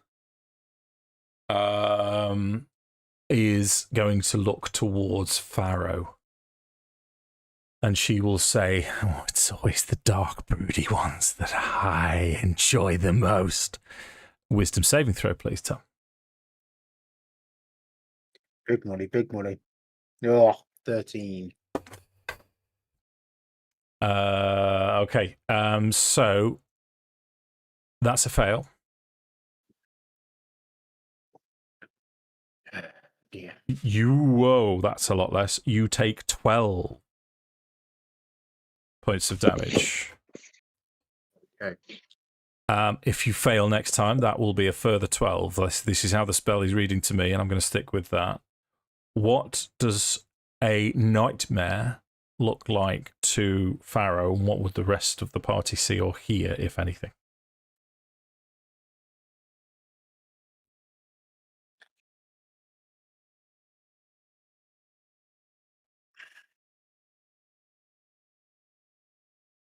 So, I think initially, at least, the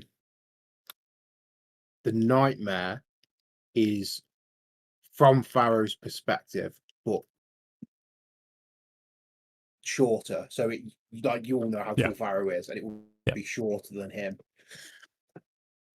And there's crying and screaming as he watches a house burn. But he's holding somebody else's hand tight in his right hand to one smaller than him.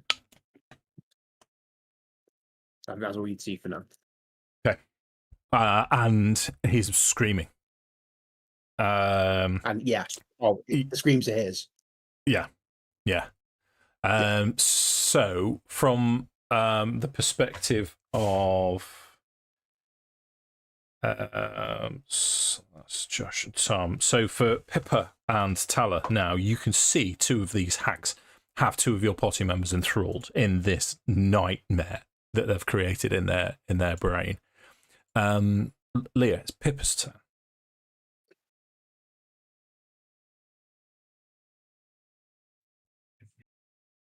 So you're still concentrating on Witch Bolt? Thanks. Fine. Yep.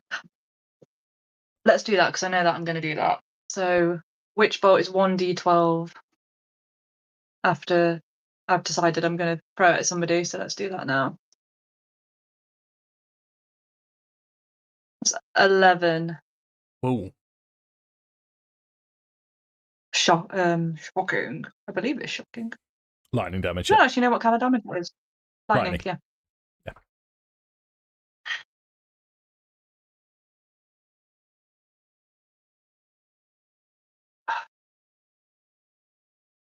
So that was a bonus action. Yeah.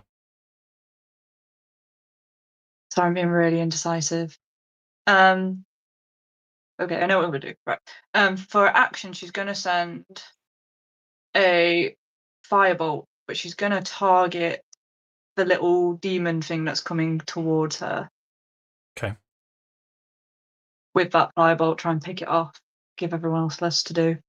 Yeah, so she's gonna send that. It's not gonna hit. 9. No, 9. What I will do, I'm going to give you a little bit of a. You would probably know anyway. You would know enough about the lower planes to know that this firebolt hits it square in the face.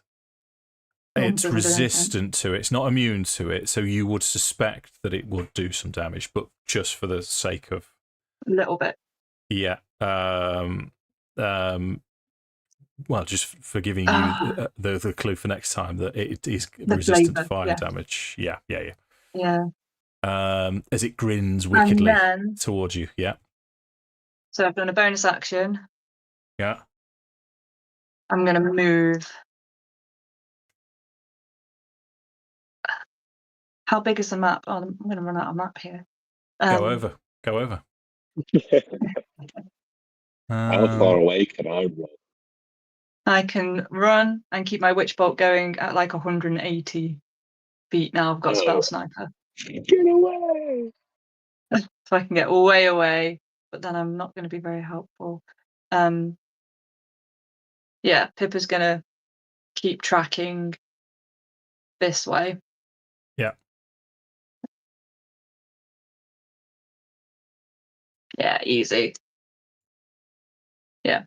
Gonna take one more step this way. And she's gonna stay way out of the way. Okay. Right. Horace. That's it. Woohoo! Okay. First things first, I'm a realist. Oh, shit. Okay. So Horace is freaking the fuck out. He's losing his marbles again. But for a moment, he's trying to like concentrate and almost like separate himself from the nightmare. So he's just kind of like squeezing his eyes shut, trying to stop his screaming, take some deep breaths. For a moment, it almost seems as though it might be working. You see this kind of like green glow kind of like emanating from him. So I'm going to use lay on hands to heal myself for 10. That's my bonus action. If that's okay. Yep. And then I think kind of like from that like small little success, it's gonna give him the resolve. He's gonna remember his vow, and he's gonna swing. He's like sod Bella. He's swinging at Morgantha again. He's just swinging at what's in front of him, doing what he can. Yeah. Because I've got the advantage, I guess it's just a flat roll. Yes. Because I've got imposed. Yeah. Come on, make it big. Where the hell did I go to find it? Okay, let's go. Come on, 21 to hit. Dirty 21, yeah. Go for it. Damage. I would like to Divine Smite, please. No, I can't. I bonus actions. I would like to not Divine Smite because I'm a silly boy. Yeah, because you don't cheat with Paladins. Oh, don't. Never. No. Not cheating, Dave. Clearly says in the 2014 rulebook that I can do it. That's holy shit. That's 15 damage total. Okay, nice. Yeah. And then else? Yeah, one last thing. Just in case the nightmare starts to consume me again, I'm going to turn to Irina and yell, I know we swore to protect you, but please help us. And then that's it. Okay. Wisdom saving throw, please. Wisdom save. Come on, make it juicy. This is a big roll, Josh. Jake in the chat says, new Divine Smite rules suck ass. Wisdom save. 22. It's nice. a 22 on the wisdom save. Yeah. On a successful save, the spell ends. So you're released from this nightmare, and it's Bella that's on with you. As you blink now and look around you, you can see Morgantha in front of you as you've been wailing on her, and Bella is just grinning wickedly as her eyes go back to the sort of whites and the pupils. As Bella will say to you, now I know what's in there. I'll get in easier next time. That takes us to Dret number 3, which is this little dude here. He's going to run towards Horace. And he yeah, go on. Oh, sorry. I think in response to Bella, he'll say, no. Next time, I'll be looking inside of your head. Nice. So the Dret is flanking you, so it rolls a 17 to hit. Misses. Tidy. You're right. Come on. Are we turning it around? It's Tala's turn.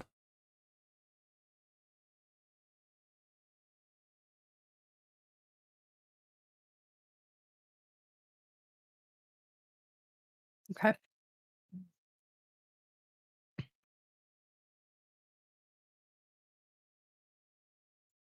Going to use a bit of a wild card.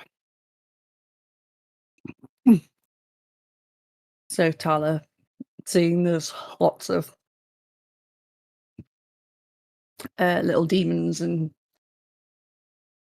fey creatures, she's kind of like going, oh, fuck. So she's going to use her channeled divinity of Radiance of the Dawn.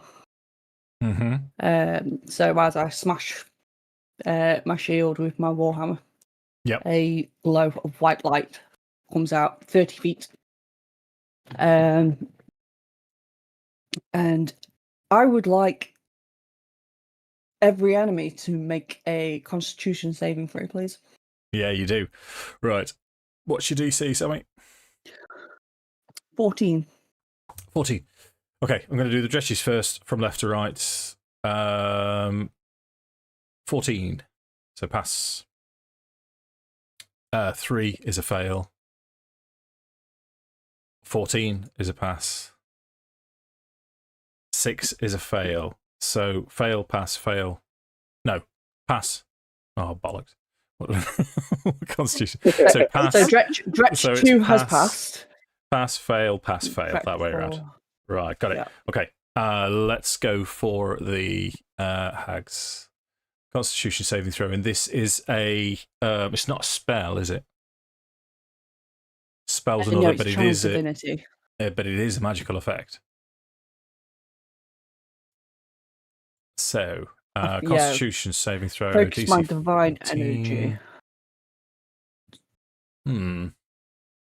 I channel energy directly from the outer planes to fuel magical effect. To fuel magical effect, yeah. Magical effect. To fuel a magical effect, and then the damage that they would take is radiant. Gotcha. So that's a pass,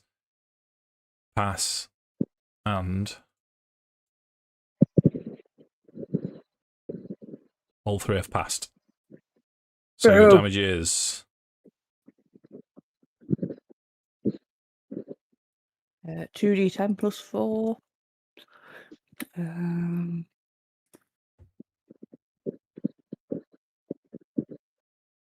So if they plus 4. 10. Yeah. So if they pass, they take half. So they take 5. If they fail, they take 10. Okay. So 5, 10.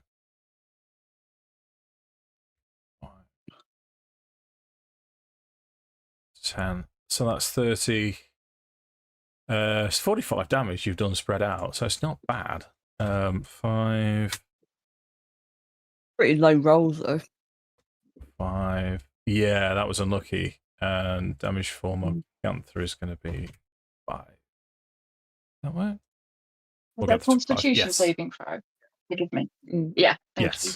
Yeah. Anything else from Tala? Would Ophelia have to make a concentration check because she's taking damage? Thank you, Tom. Well done, mate.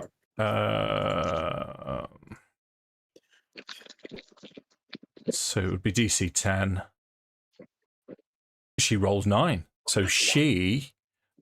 so that is the effect of you, Tom. Yeah.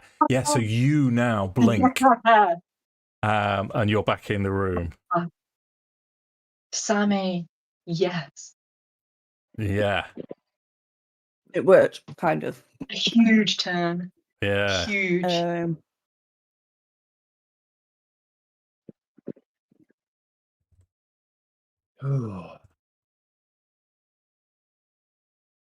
So bonus action movement.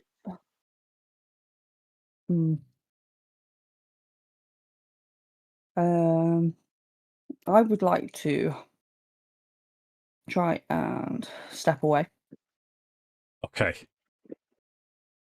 That's going to be an opportunity attack from Morgantha. Yep.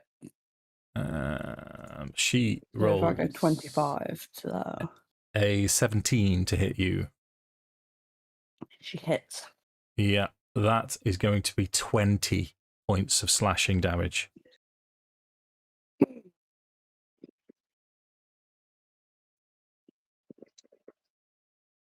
And then, as a bonus action, I'd like to use Healing Word on myself. Okay. Yeah, seems fair. Because 2024 rules Spiritual Hammer's concentration as well, isn't it? So you're concentrating on Spiritual Hammer. This round, however, you're going to use Healing Word on yourself. That takes us to Morgantha if you finished, Sammi. Yeah, just need to add on my healing word. Massive Never turn. Well mind. done. Okay. Okay.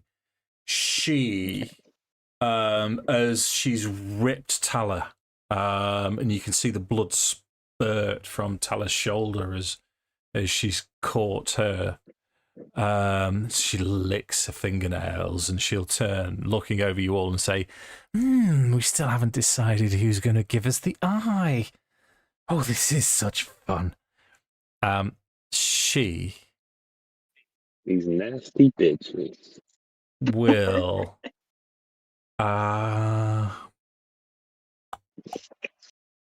You raggedy bitch. Okay. She's going to...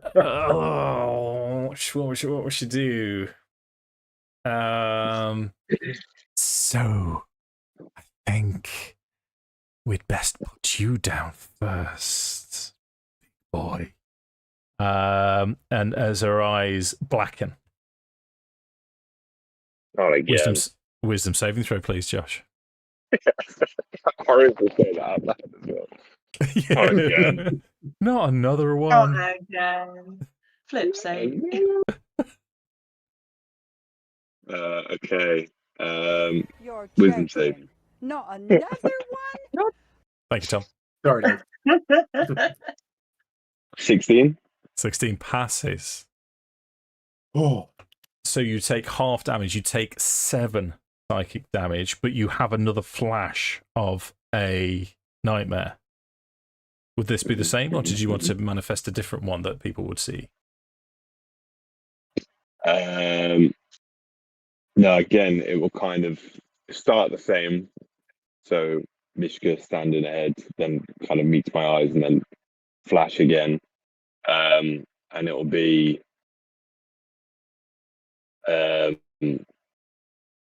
Horace just getting like absolutely like curled up, fetal position, just getting wailed on by a bunch of like regular townsfolk and village people outside of a tavern, and Mishka's just stood off in the distance, just watching it happen as he kind of like stares directly at her. This almost like this kind of mid distance stare, like he's zoned out, but he's just getting the absolute like shit kicked out of him, and he's just kind of like, yeah, out of it. Nice. So as this happens to you, what brings you round? You hear behind you Irina charging, and it snaps you out of it. And as she charges forward, she runs this Dret straight through its midriff. It doesn't kill it. It's as she runs it all the way through and withdraws this rapier, looking pleased with herself. The fact that it's not dropped has started to scare her a little bit. But that's Irina's turn. We're on to Bella.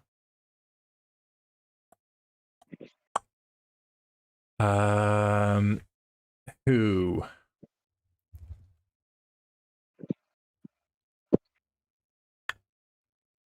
will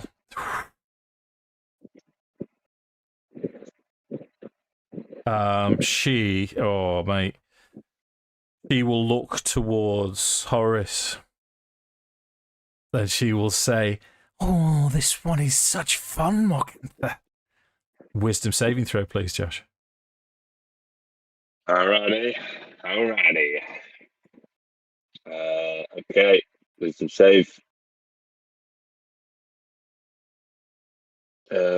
Yeah.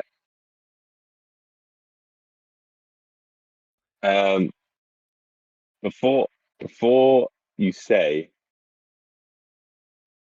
how does heroic inspiration work? Can I just re-roll even? Do I get to find out the result before I ask for a re-roll?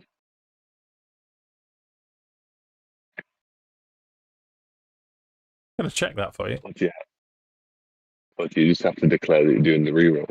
You can expend it to re-roll any dice immediately after rolling it. But you must use the new dice. DC 16. You can expend it to re-roll any die immediately after rolling it. That suggests to me what I'm going to do, Josh, is I'm going to do you a solid. I'm going to do you a Dungeon Master solid, and say 14 is exactly what you need to pass the test. Okay. All right. Thank you. That is a Dungeon Master solid. So, well, don't thank me just yet. You take half damage. So you take half of 16 is going to be 8, and you see Horace scream again. Seemingly, they're all targeting Horace. That's Bella's turn, however, as Pharaoh gets to go. As a bonus action, I'm going to recast Hunter's Mark on Morgantha. So I have to, because I can't just move it, I've got to cast it again. Yeah, And so we're dropping it from Bella, and it's on Morgantha. Yeah. Okay. Yeah. I'm going to swab it twice, hopefully. Fingers crossed. Go for it. Short sword first. Oh, come on. It's the exact same roll as last time. Mate. Can I use my hero inspiration to reroll that, Dave? Of course you can. Thanks. That's a bit better. It's a 17 to hit. 17 is exactly what you need to hit Morgantha. Oh, thank God. So, boop. So that's 6 points of piercing, and then Then 3 points of force from Hunter's Mark. Got it. Second attack with the scimitar is at advantage because I have Vex. Correct. That's a 24 to hit. 24 hits, yeah. Okay, so then we've got 8 points of slashing from the scimitar. Yeah. Another 7 points from Colossus Slayer. And then Hunter's Mark again. 2 points of force from 17? Yeah. Yes. Okay. Anything else? Nice. No, that's everything, because I'm not going to move and take the attack of opportunity, Dave. Okay. So no, Morgantha's smarting at this as she's taking these blows, and she will point the Dretches in your direction, as Dretch 2 will change, and he will go into the space of the spiritual hammer and attack Pharaoh. Sure. That will be a rend attack. Will only be a 10 to hit. That misses. Yes. Stretch number 1 will provoke an opportunity attack from Horace to try and get to Pharaoh, if you wish, Horace. Oh, I wish. Boy, do I wish. Okay. Yes. Okay. Go.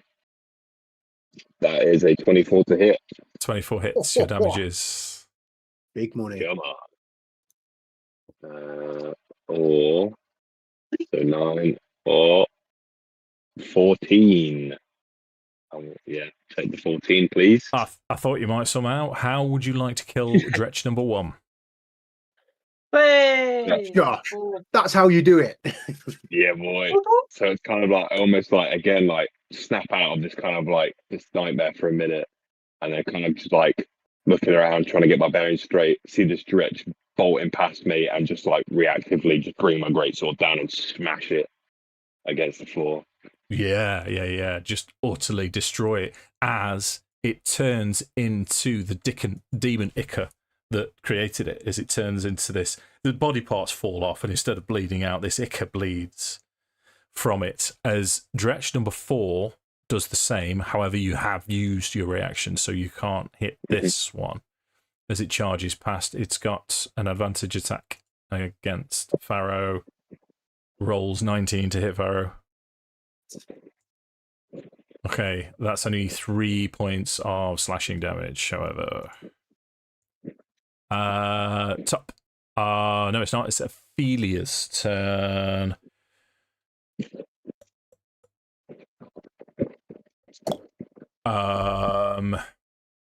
She will, looking towards Pharaoh, she will continue to say, "Sisters, I tell you, the broody ones are the juiciest."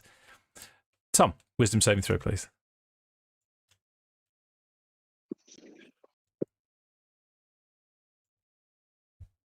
Oh, come on. It's a natural. Okay, but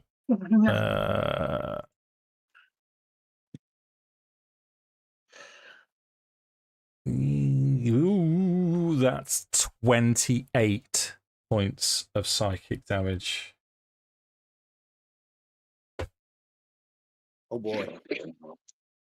Okay, so she is concentrating on Phantasmal Killer as what happens to Tom? Anything different? Yeah, heads or tails, Dave? Tails. He's got So I think 2. that's Gone.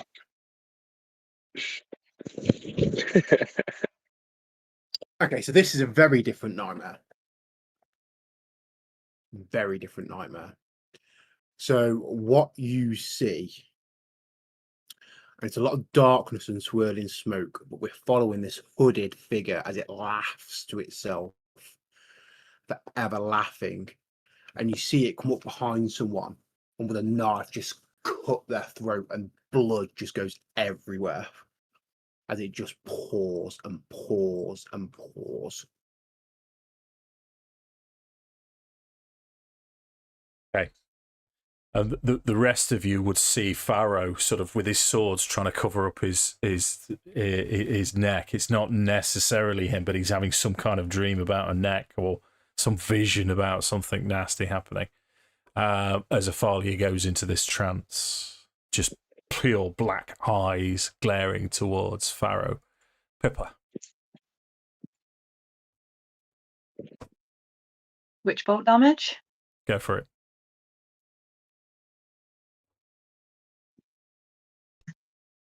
Two. Fantastic.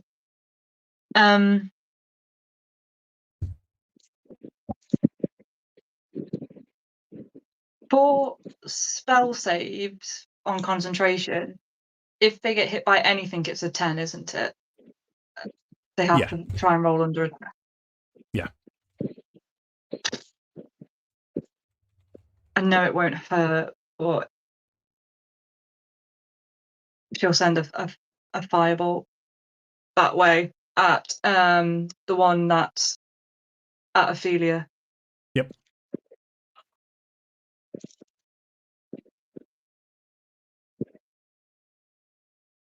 $13. Oh my goodness. 13 misses. Rubbish. Anything else? No. Just doing. As long as you can see in this one. I'm going to take a couple more steps back. Okay. You're just seeing her firebolt just not do anything, and the witch bolt isn't doing anything, and nothing she's doing is doing anything, and she doesn't know how to help anybody, but she doesn't want to die.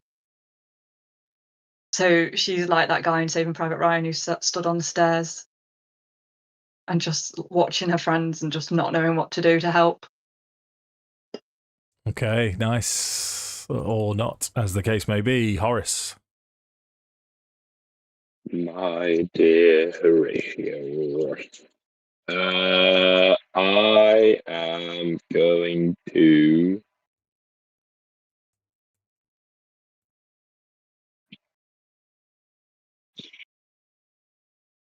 plain and simple. I'm just going to swing a Morgantha. Okay. After smushing this little demon, Horace is just like, he's just enraged again, being like, kind of like they're trying to suck him into this nightmare. He's sick of it. He's sick of being reminded. he thought he was starting to move past it, and he's been pulled back, and he's fucking done with it. Okay. So, Vow of Enmity, roll with advantage. Come on, make it good. 19 to hit. 19's going to hit. My good fellow. Thank you.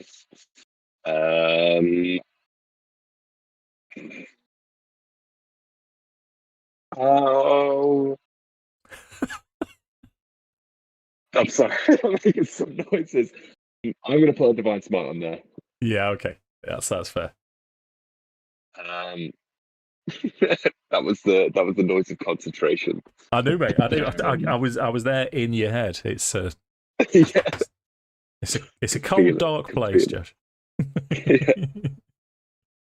And so like kind of as he's kind of like bringing the sword up, he's just gonna like whisper over his shoulder, be like, "I know you've not left me yet, Mishka. Help me once more." And then he's gonna try like bring the sword down. So that's the 2d6 plus 4. So nice. Roll it twice. I'll take the 9.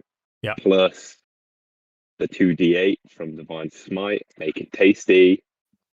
Tasty. Not so tasty. 15 total. Okay, got it. Anything else? Okay. Dret number 3 is almost dead, but not quite. He's going to continue to wail on. He's going to follow orders, continue to attempt to wail on Horace. That's an advantage attack. That's a natural 1 and a natural 2. And they both hit. Yeah. Sammi, what are you going to do? So,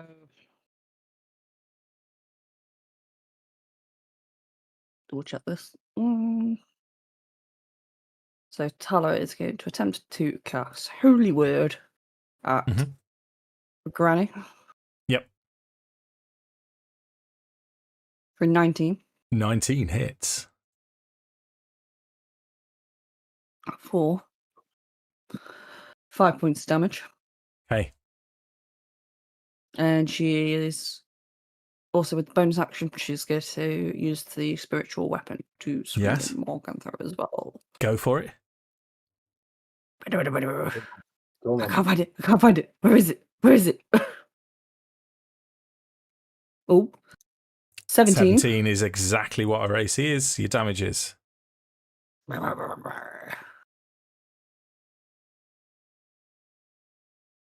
8. Okay. It's a solid hit. You've stunned her. You've shocked her as this holy bolt hits her from behind as she spins towards you, preparing to hiss and taunt you in some way as your hammer then batters her on the head, and you can see her confused, dazed. You've got her on the ropes. Anything else? Yeah, but I'm going to move 15, 20, 30. Going to move there. Okay. Which was 30 feet. 10.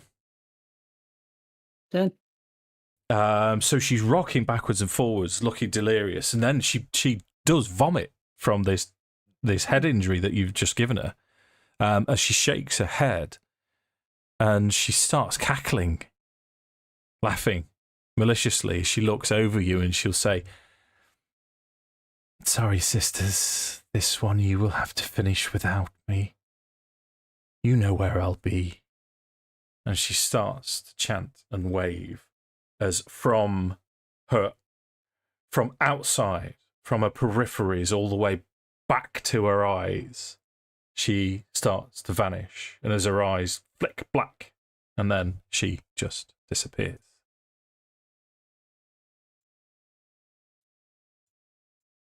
Opportunity attack. Unfortunately not. I'll tell you what you can do, Leah. You can roll Arcana for me. That is only... you know what, Tom? You roll Arcana as well. Okay. Jesus, 11. 13. Oh, look, Okay. Yeah, let me just double check. Yeah. You're not sure what she's done, but whatever it is, this is quite powerful magic that's made her disappear. She's not invisible. She's just not there anymore. Which takes us to Irina's turn. Who? Come on, Irina, finish the demon off. Yeah. It was on 1 hit point. She was so close to killing it last time. She is very pleased with herself as she announces to Horace she's intent on her target. Now that you've given her something to do, she wants to prove herself. You can tell the way that she runs this right through its head, as its head sort of explodes, and she'll say, "I've got it! I've killed it! Oh, this doesn't look good." As Bella takes her turn, and she's cackling, and she will say, "Don't worry, sister. Don't worry. This won't take as long." As she starts to gesture, and as she's gesturing in a circular motion, green dots appear in 4 corners, and then 4 of these darts shoot towards Pharaoh. You, Tom, are going to take, if it settles. Oh, it's doing that D&D Beyond thing. Where, there we go. It's gone. 10 points of force damage as these magic missiles hit. Okay. You guys see Pharaoh drop unconscious to the floor as Bella starts just casually. I know it's 30 feet of movement, but she moves in this direction, looking towards Pippa. Okay. With death saving throws, what we do then, gang, just a reminder, is if you can right-click your D20, roll to self or DM.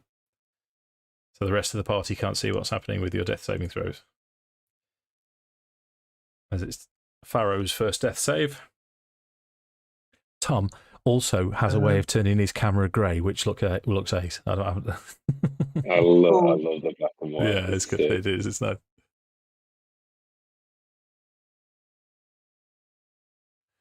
Okay. That takes us to where are you? Give us some secret hand signals to know you're okay, Tom. Hammer. He is. I'm with you. So he is going to flank Horace. Is he flanking Horace? Oh no, because he's not. No, he's just going to go to there and attack Get away from him. Horace, unless he was French, and then it'd be Horace. He rolls a natural 1. This is that Dretch is gone. Dretch 4 is going to flank Horace. In French. Dirty flanker. That is going to be an 18. No, sir. No, sir. Did you take that feat with a shield so sir. you can? Oh yes, I did. Yeah, I thought so. Yeah, took brutal grit. So Ophelia's turn. She's still concentrating on Phantasmal Killer on Horace.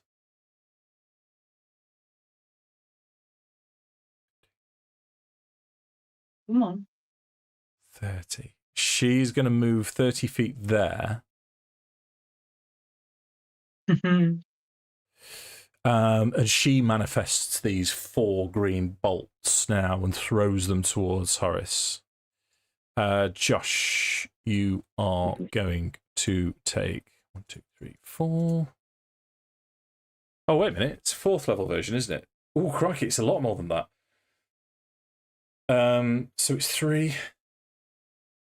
4, 6. Yeah. So its 4th level version of Magic Missile is 6d4 plus 6. So that's 13. 64 plus 6. 6d4 plus 6. Oh. I heard what you heard.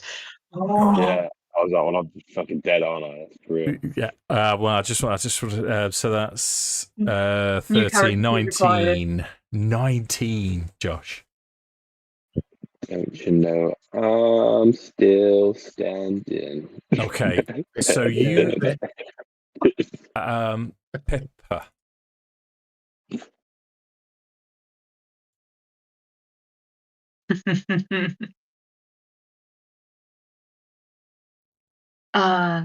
Be sensible. Pippa is going to see both of them approach her, be not about it. She is going to got one left. She is going to cast. Turns out I love this spell. Vortex Warp on herself. Yep. And pop 90 feet the other side of Tala. Okay. So she's just like, nope, not today, Satan. Not today, Satan. And she's just going. That is Pippa. That is what she can do. She doesn't have any bonus actiony spells. They're all action spells. So yeah, that's Pippa. Pippa's just moved. She's just got out of the way. Okay. Any movement then? I don't think she needs to. No movement. Okay. She's just gonna pop through and just move. Okay. Righto. Horace. Sorry, I don't know why I've started calling you Horace, Josh.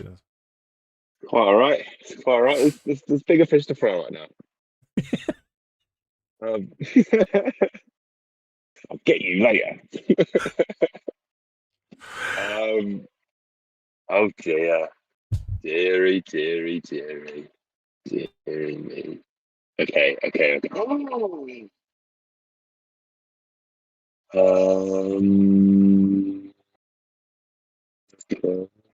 No, it's not gonna help me.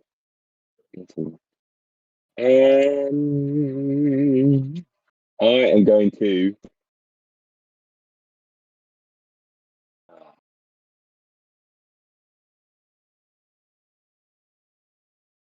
to disengage. Yep. My action. Running round to the other side of Pharaoh, and I'm going to crouch down beside him, and I'm going to lay on hands. Just one hand over the other, kind of over his chest, just closing my eyes, concentrating, and this kind of, again, this green energy kind of like leaves my body, travels down my arms and into Pharaoh's chest. And I'm just kind of saying, just hold on, my friend. You'll be back with us soon. So that's 10 points of healing for Pharaoh.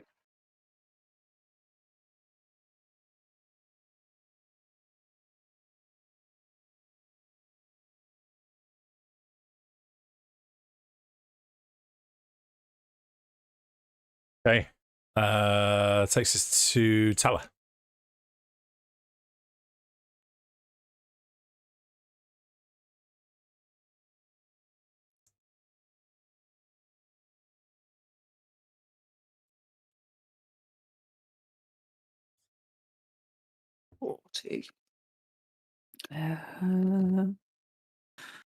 My brain's just gone dead.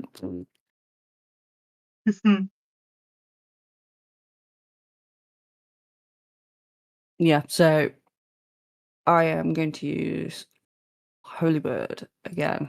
Okay. On Bella this time. Okay. Well, I'm going to attempt to. 25. 25 hits.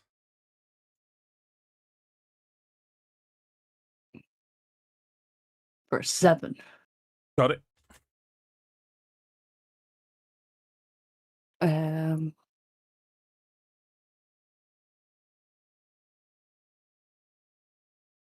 then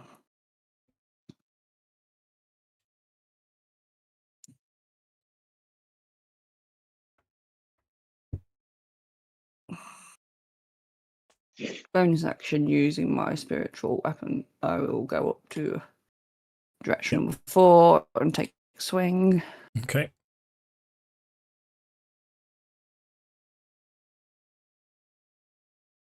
Hits. 25. Come on, Sammi. Demon splatter. 9. It was on 8. How do you want to kill it? Radiant damage. Nice.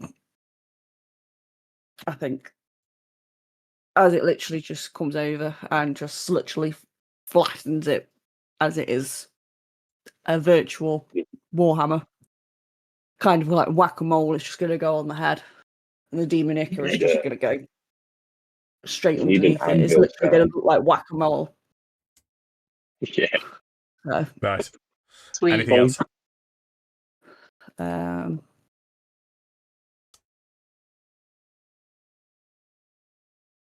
I am going to shuffle over here. Okay. Hang on. I need to move my map a bit. Moving Irina. Oh, yeah, she's next. So, yeah, 30 feet. Okay. Yeah, Irina misses this stretch, this last stretch, as Bella's going to take her turn.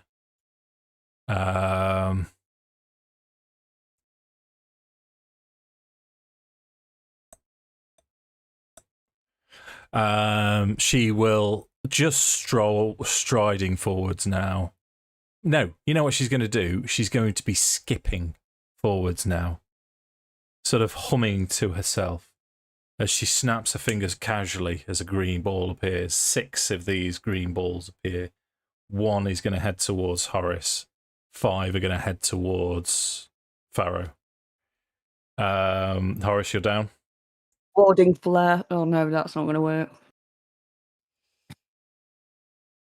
As if it's magic missile, it hits every time. Yeah. Pharaoh takes 13 points of force damage.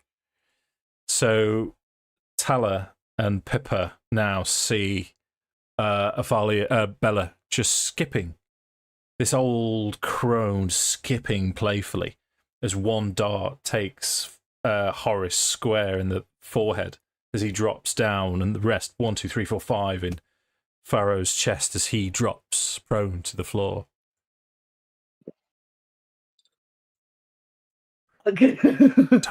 Everything's fine. Tom, Everything's fine. death save, please, if you would. Yep. I'm going to move straight on to Dret number 2, who is going to attack Irina.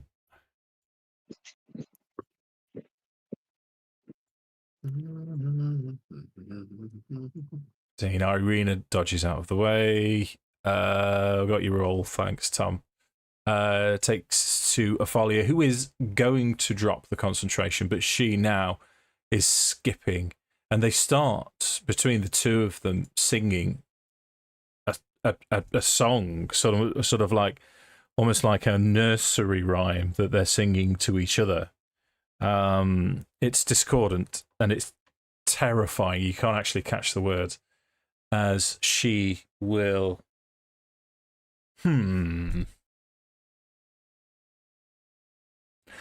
Part of the lyrics involve testing.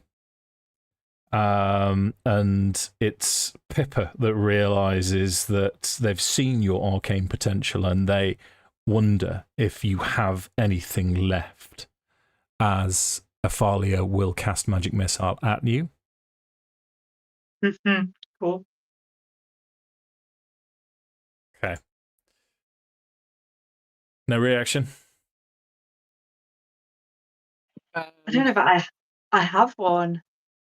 Because doesn't magic missile just hit every time?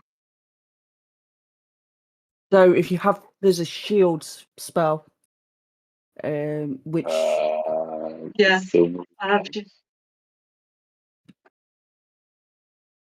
or I might be completely wrong on that. in front of This is- Grid. Like, Because I would say shield of faith, but it doesn't work that way. No. It has to be shield. No. So, hold fire. I don't think I know. Wait! I don't think I know anything. That would help. there's got to be something in there. Is specifically shield spell. If you've got it as a reaction, it automatically blocks magic missile. But if you haven't got it, or you haven't got any slots, I have got it. Sorry, I didn't realise it automatically blocked it. Yep, shield. okay, right. So this nursery rhyme continues as they say, "Oh, this one does have a little bit left. Don't worry, we'll soon get around to you." As Pippa takes her turn. Okay. Pippa continues as she has with gives nearly a smirk and then fires back. It was Ophelia that attacked her, wasn't it? Yes. Or it was Bella. It was.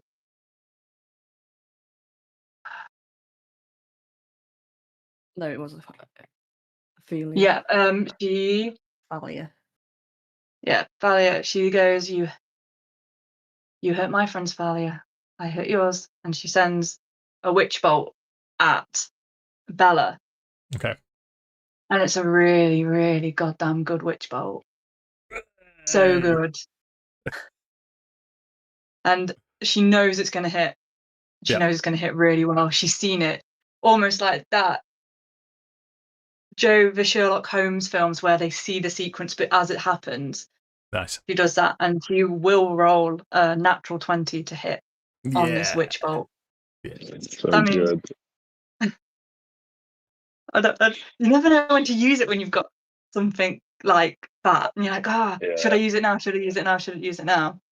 So that's double the damage dice, right? So Yes, it's correct. So it's 2d12, the doubled. Yeah. So if you right click the damage, you should be able to apply crit. Oh, okay. Sorry. Oh, okay. No, it's all right. I like So my you 17 though. just roll it again. So 17. Oh, double 12s. Yeah. 30, 41. Wow. 40, yeah, Sounds 41. about right. So I've got to mute my mic. 41. I'll do that. Fucking hell. Wow. Is that a group personal best? 41. It's gotta be easily. It's got to be close. I don't know. The lads have been doing some crazy damage, especially Ooh. last time. Okay, so you're concentrating on that. It's Ophelia thinks it's hilarious, but Bella has taken against you now as she starts hissing, looking at you. And then she's going to be like, "Haha, I have made a quippy comment and goodbye." She steps back all of her movement back. Yeah, I got you. Let's pop you there. Okay. Josh, if you could do your death saving throw to me, please. Yes, sir. So I had a thing with the other campaign that I ran for Dice and Anger. I used to say, roll a death save, don't roll a 1. And I think it was twice. I think it was twice. Okay, you know what to do. Sammi, tell us turn.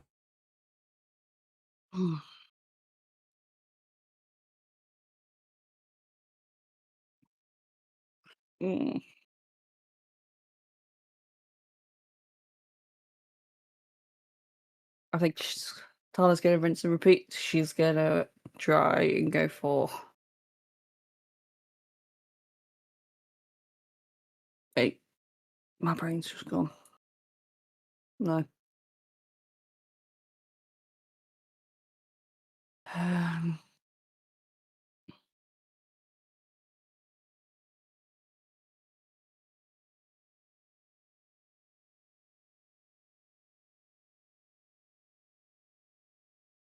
So, I'm going to shuffle up here. Yeah. Um,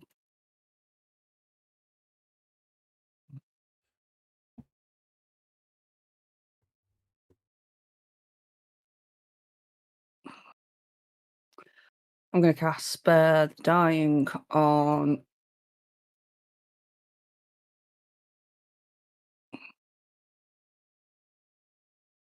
Pharaoh. Yeah. Okay, so you're stable.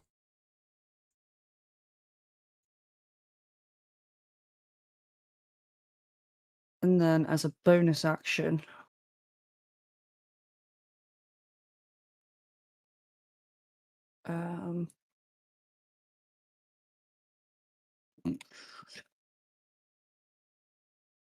I'm going to attempt to hit Bella.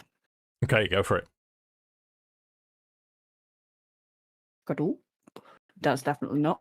No, 9. that misses. Anything else? I'm going to shout at Irina to move the F away. Okay. She will follow you then. I did take an attack, but I'll change it to a disengage. Disengage and move as she runs with you. Takes us to Bella. Yeah, she's not happy with Pippa.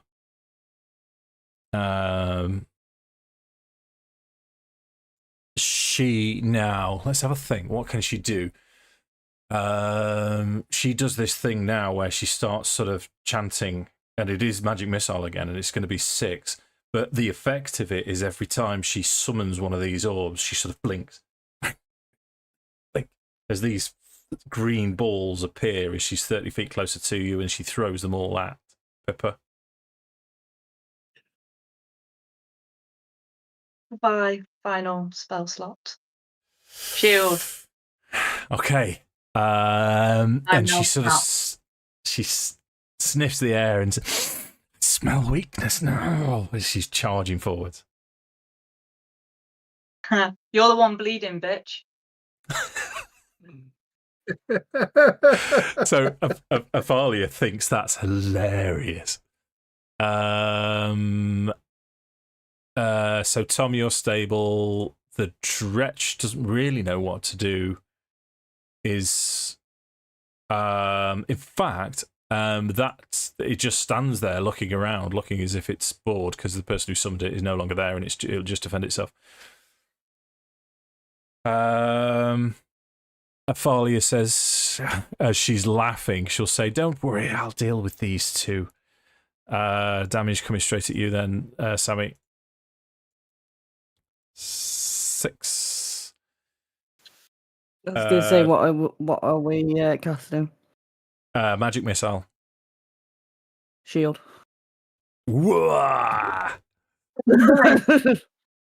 As Pippa, your turn.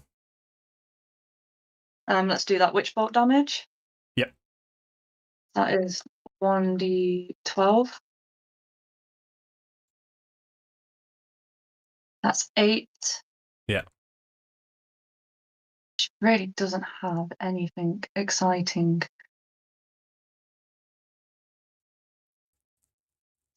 Yeah, it's just going to have to be. Everything's fine. It's just going to have to be a firebolt. Okay. At her, which is not going to hit. 11. Nope. You've got no scrolls or anything hidden away? No. And she backs up 30. Okay. I'm sorry, I'm off the board. She's off the chain. Josh, death saving throw if you would. Yeah, I would. I'm not going to say it this time. Please don't.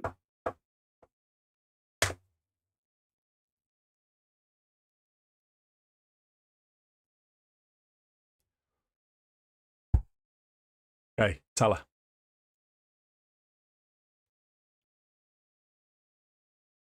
Perfect. So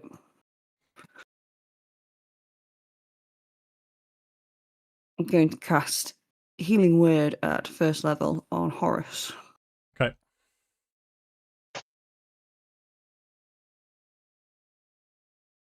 For 11. Okay. Shielded. And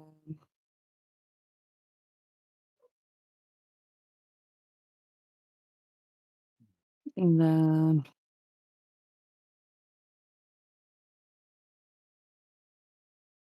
bonus action. How far can I move my spiritual weapon? I want to say 20. Bonus actually move the force up to 20 feet. Yes. So how far can it go? Oh yes. Is that Justin? Yeah, go on. Yeah. So I'm going to make a attack at Ophelia with the spiritual weapon. Yep. That's not going to work. 13 again. It's not. No. Okay. So. Running away again. Again, shouting at Irina, just keep moving. Okay. Okay. So Bella is still incensed with Pippa, but Athalia's has got the presence of mind to say, throw down your weapons and maybe we won't have to kill you.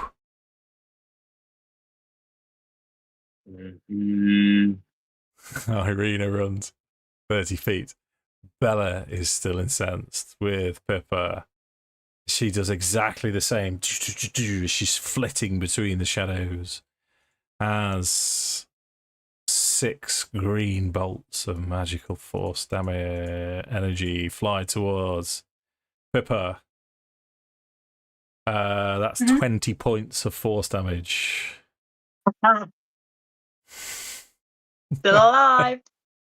Pharaoh, we know what's happening with you. You're unconscious. Sorry, Tom. The Dret, I'm just going to remove from the combat. Athaliah. The barrel. Okay.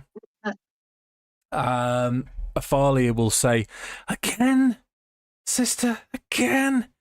She's going to summon 6 of these balls of force energy. 2 towards Pippa. 4 towards Horace. I didn't even get up. Here we go. Okay, so Pippa's is that's max. That's 10. Pippa's down. And Horace is for 10. For 10. Yeah.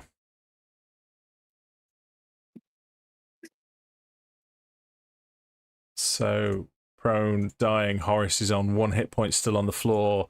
Leah, death saving throw, if you would, please. Remind me how I do this. Just to me and you. Yeah, if you on the d20, if you press it to roll 1d20, I think there's an arrow next to it that gives you the option to roll to self. Yeah, everyone self or DM. Yeah, either self or DM. Okay. What's the lay of the land? I'm lucky. Ooh. Read it. Everyone knows what I rolled now. Look, when you roll a 1 on a d20 of a d20 test, you re-roll that die and you must use the new roll. Okay, do it again then. What did you roll?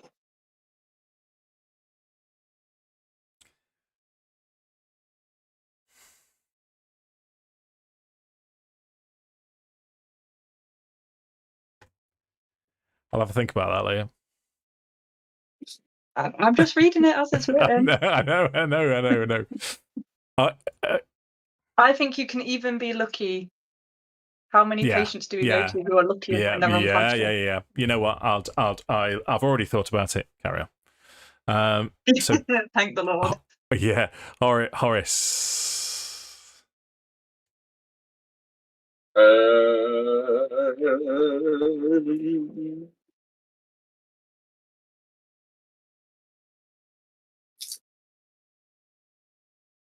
I think Horace would turn to Tala and call out and say,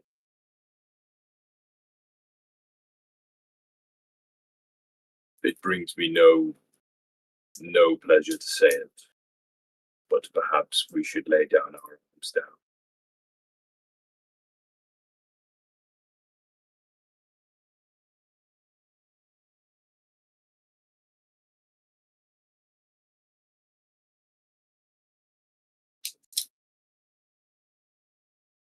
You are perhaps right. We can potentially try and keep going. But I think we know what the outcome is going to be.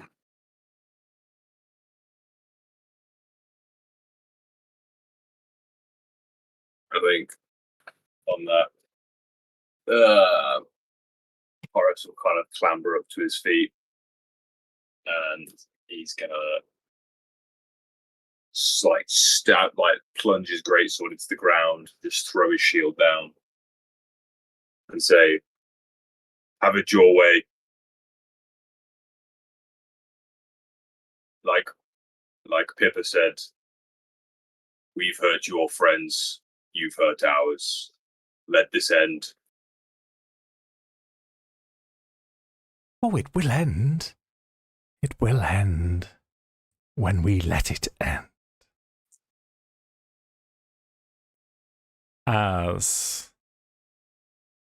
So is Tala laying arms down?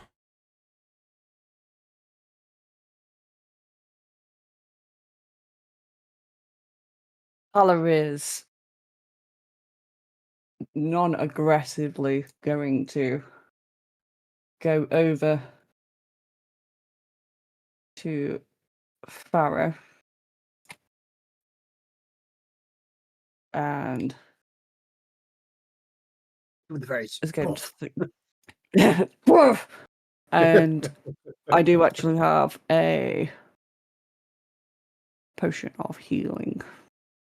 Yeah, save that. Don't worry about that, Sammi. If you're laying down arms, what we'll do is Aalia and Bella will, as they're now singing their lullaby again, will bind you. We'll take your weapons and tie you.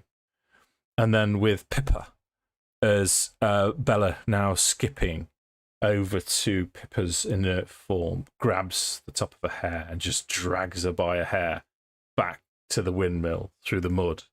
And similarly, Pharaoh's just dragged by the ankles inside.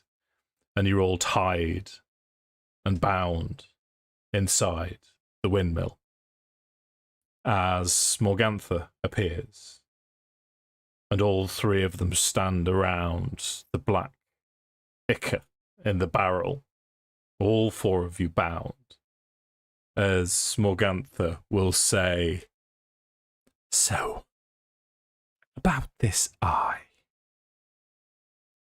Volunteers, please." Which is where we'll leave the session, and you can all be on 1 hit point. Whoa.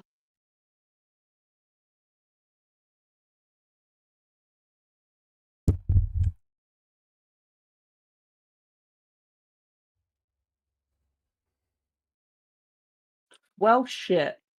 Everything's fine. Everything's fine. That's You know incredible. what, though? Right. We might have lost, but we nearly took Morgantha out. Only just got away with skin of teeth, and we nearly took the second one out too. I think genuinely, Going. I think if we hadn't had that first round rolling like shit, Yeah, I agree. Different vibe. we might have had it. But Yeah. maybe DM was being nice. DM played the game. I didn't pull any punches. I didn't change anything then. All I'll tell you is compared to 2024, the night hags in 2024 aren't as tough as they are in a coven in 2014. They are Thank the Lord.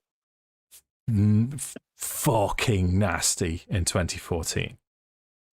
However, when you're reading through the Curse of Strahd campaign and you see this fight against level 4, 4 level 4, 5, 6 level 4 characters, you're automatically thinking, right, after I've killed them all, where do we take the story from then? And we now know. So you have, from this session, you have 3 children that are alive and well, as far as you're aware, in the windmill. One of them potentially matching the description of Gertruda. You have an invitation from Strahd to dine with him, and he's offered you safe passage. But you also have these night hags. And you know that they... the other thing that you would know about night hags is they can invade your dreams. You are not safe from these creatures, and they are asking you to do something. And they finished by saying, any volunteers for an eye? Which is where we'll pick it up, like I say, next time. Okay? Okay. Lovely. Okay, I'm just going to remind you all that you said yes to Strahd. Don't blame the Dungeon Master. Oh man. All right, boo the Dungeon Master, fine. It's wild to be completely tapped of spells. I've got all of my spell slots. Yay! You borrow some of mine. Oh, thank you. Right, I'm gonna end the stream and. Does being dead count as a short rest? I wouldn't do anything. I'm sorry. I'm gonna rule you two. I'm just wondering if that's the very definition of passively aggressive. Right, I'm going to turn this off. If you please like and subscribe and all that kind of business that the professional people say on streams. Yeah. Thanks for watching.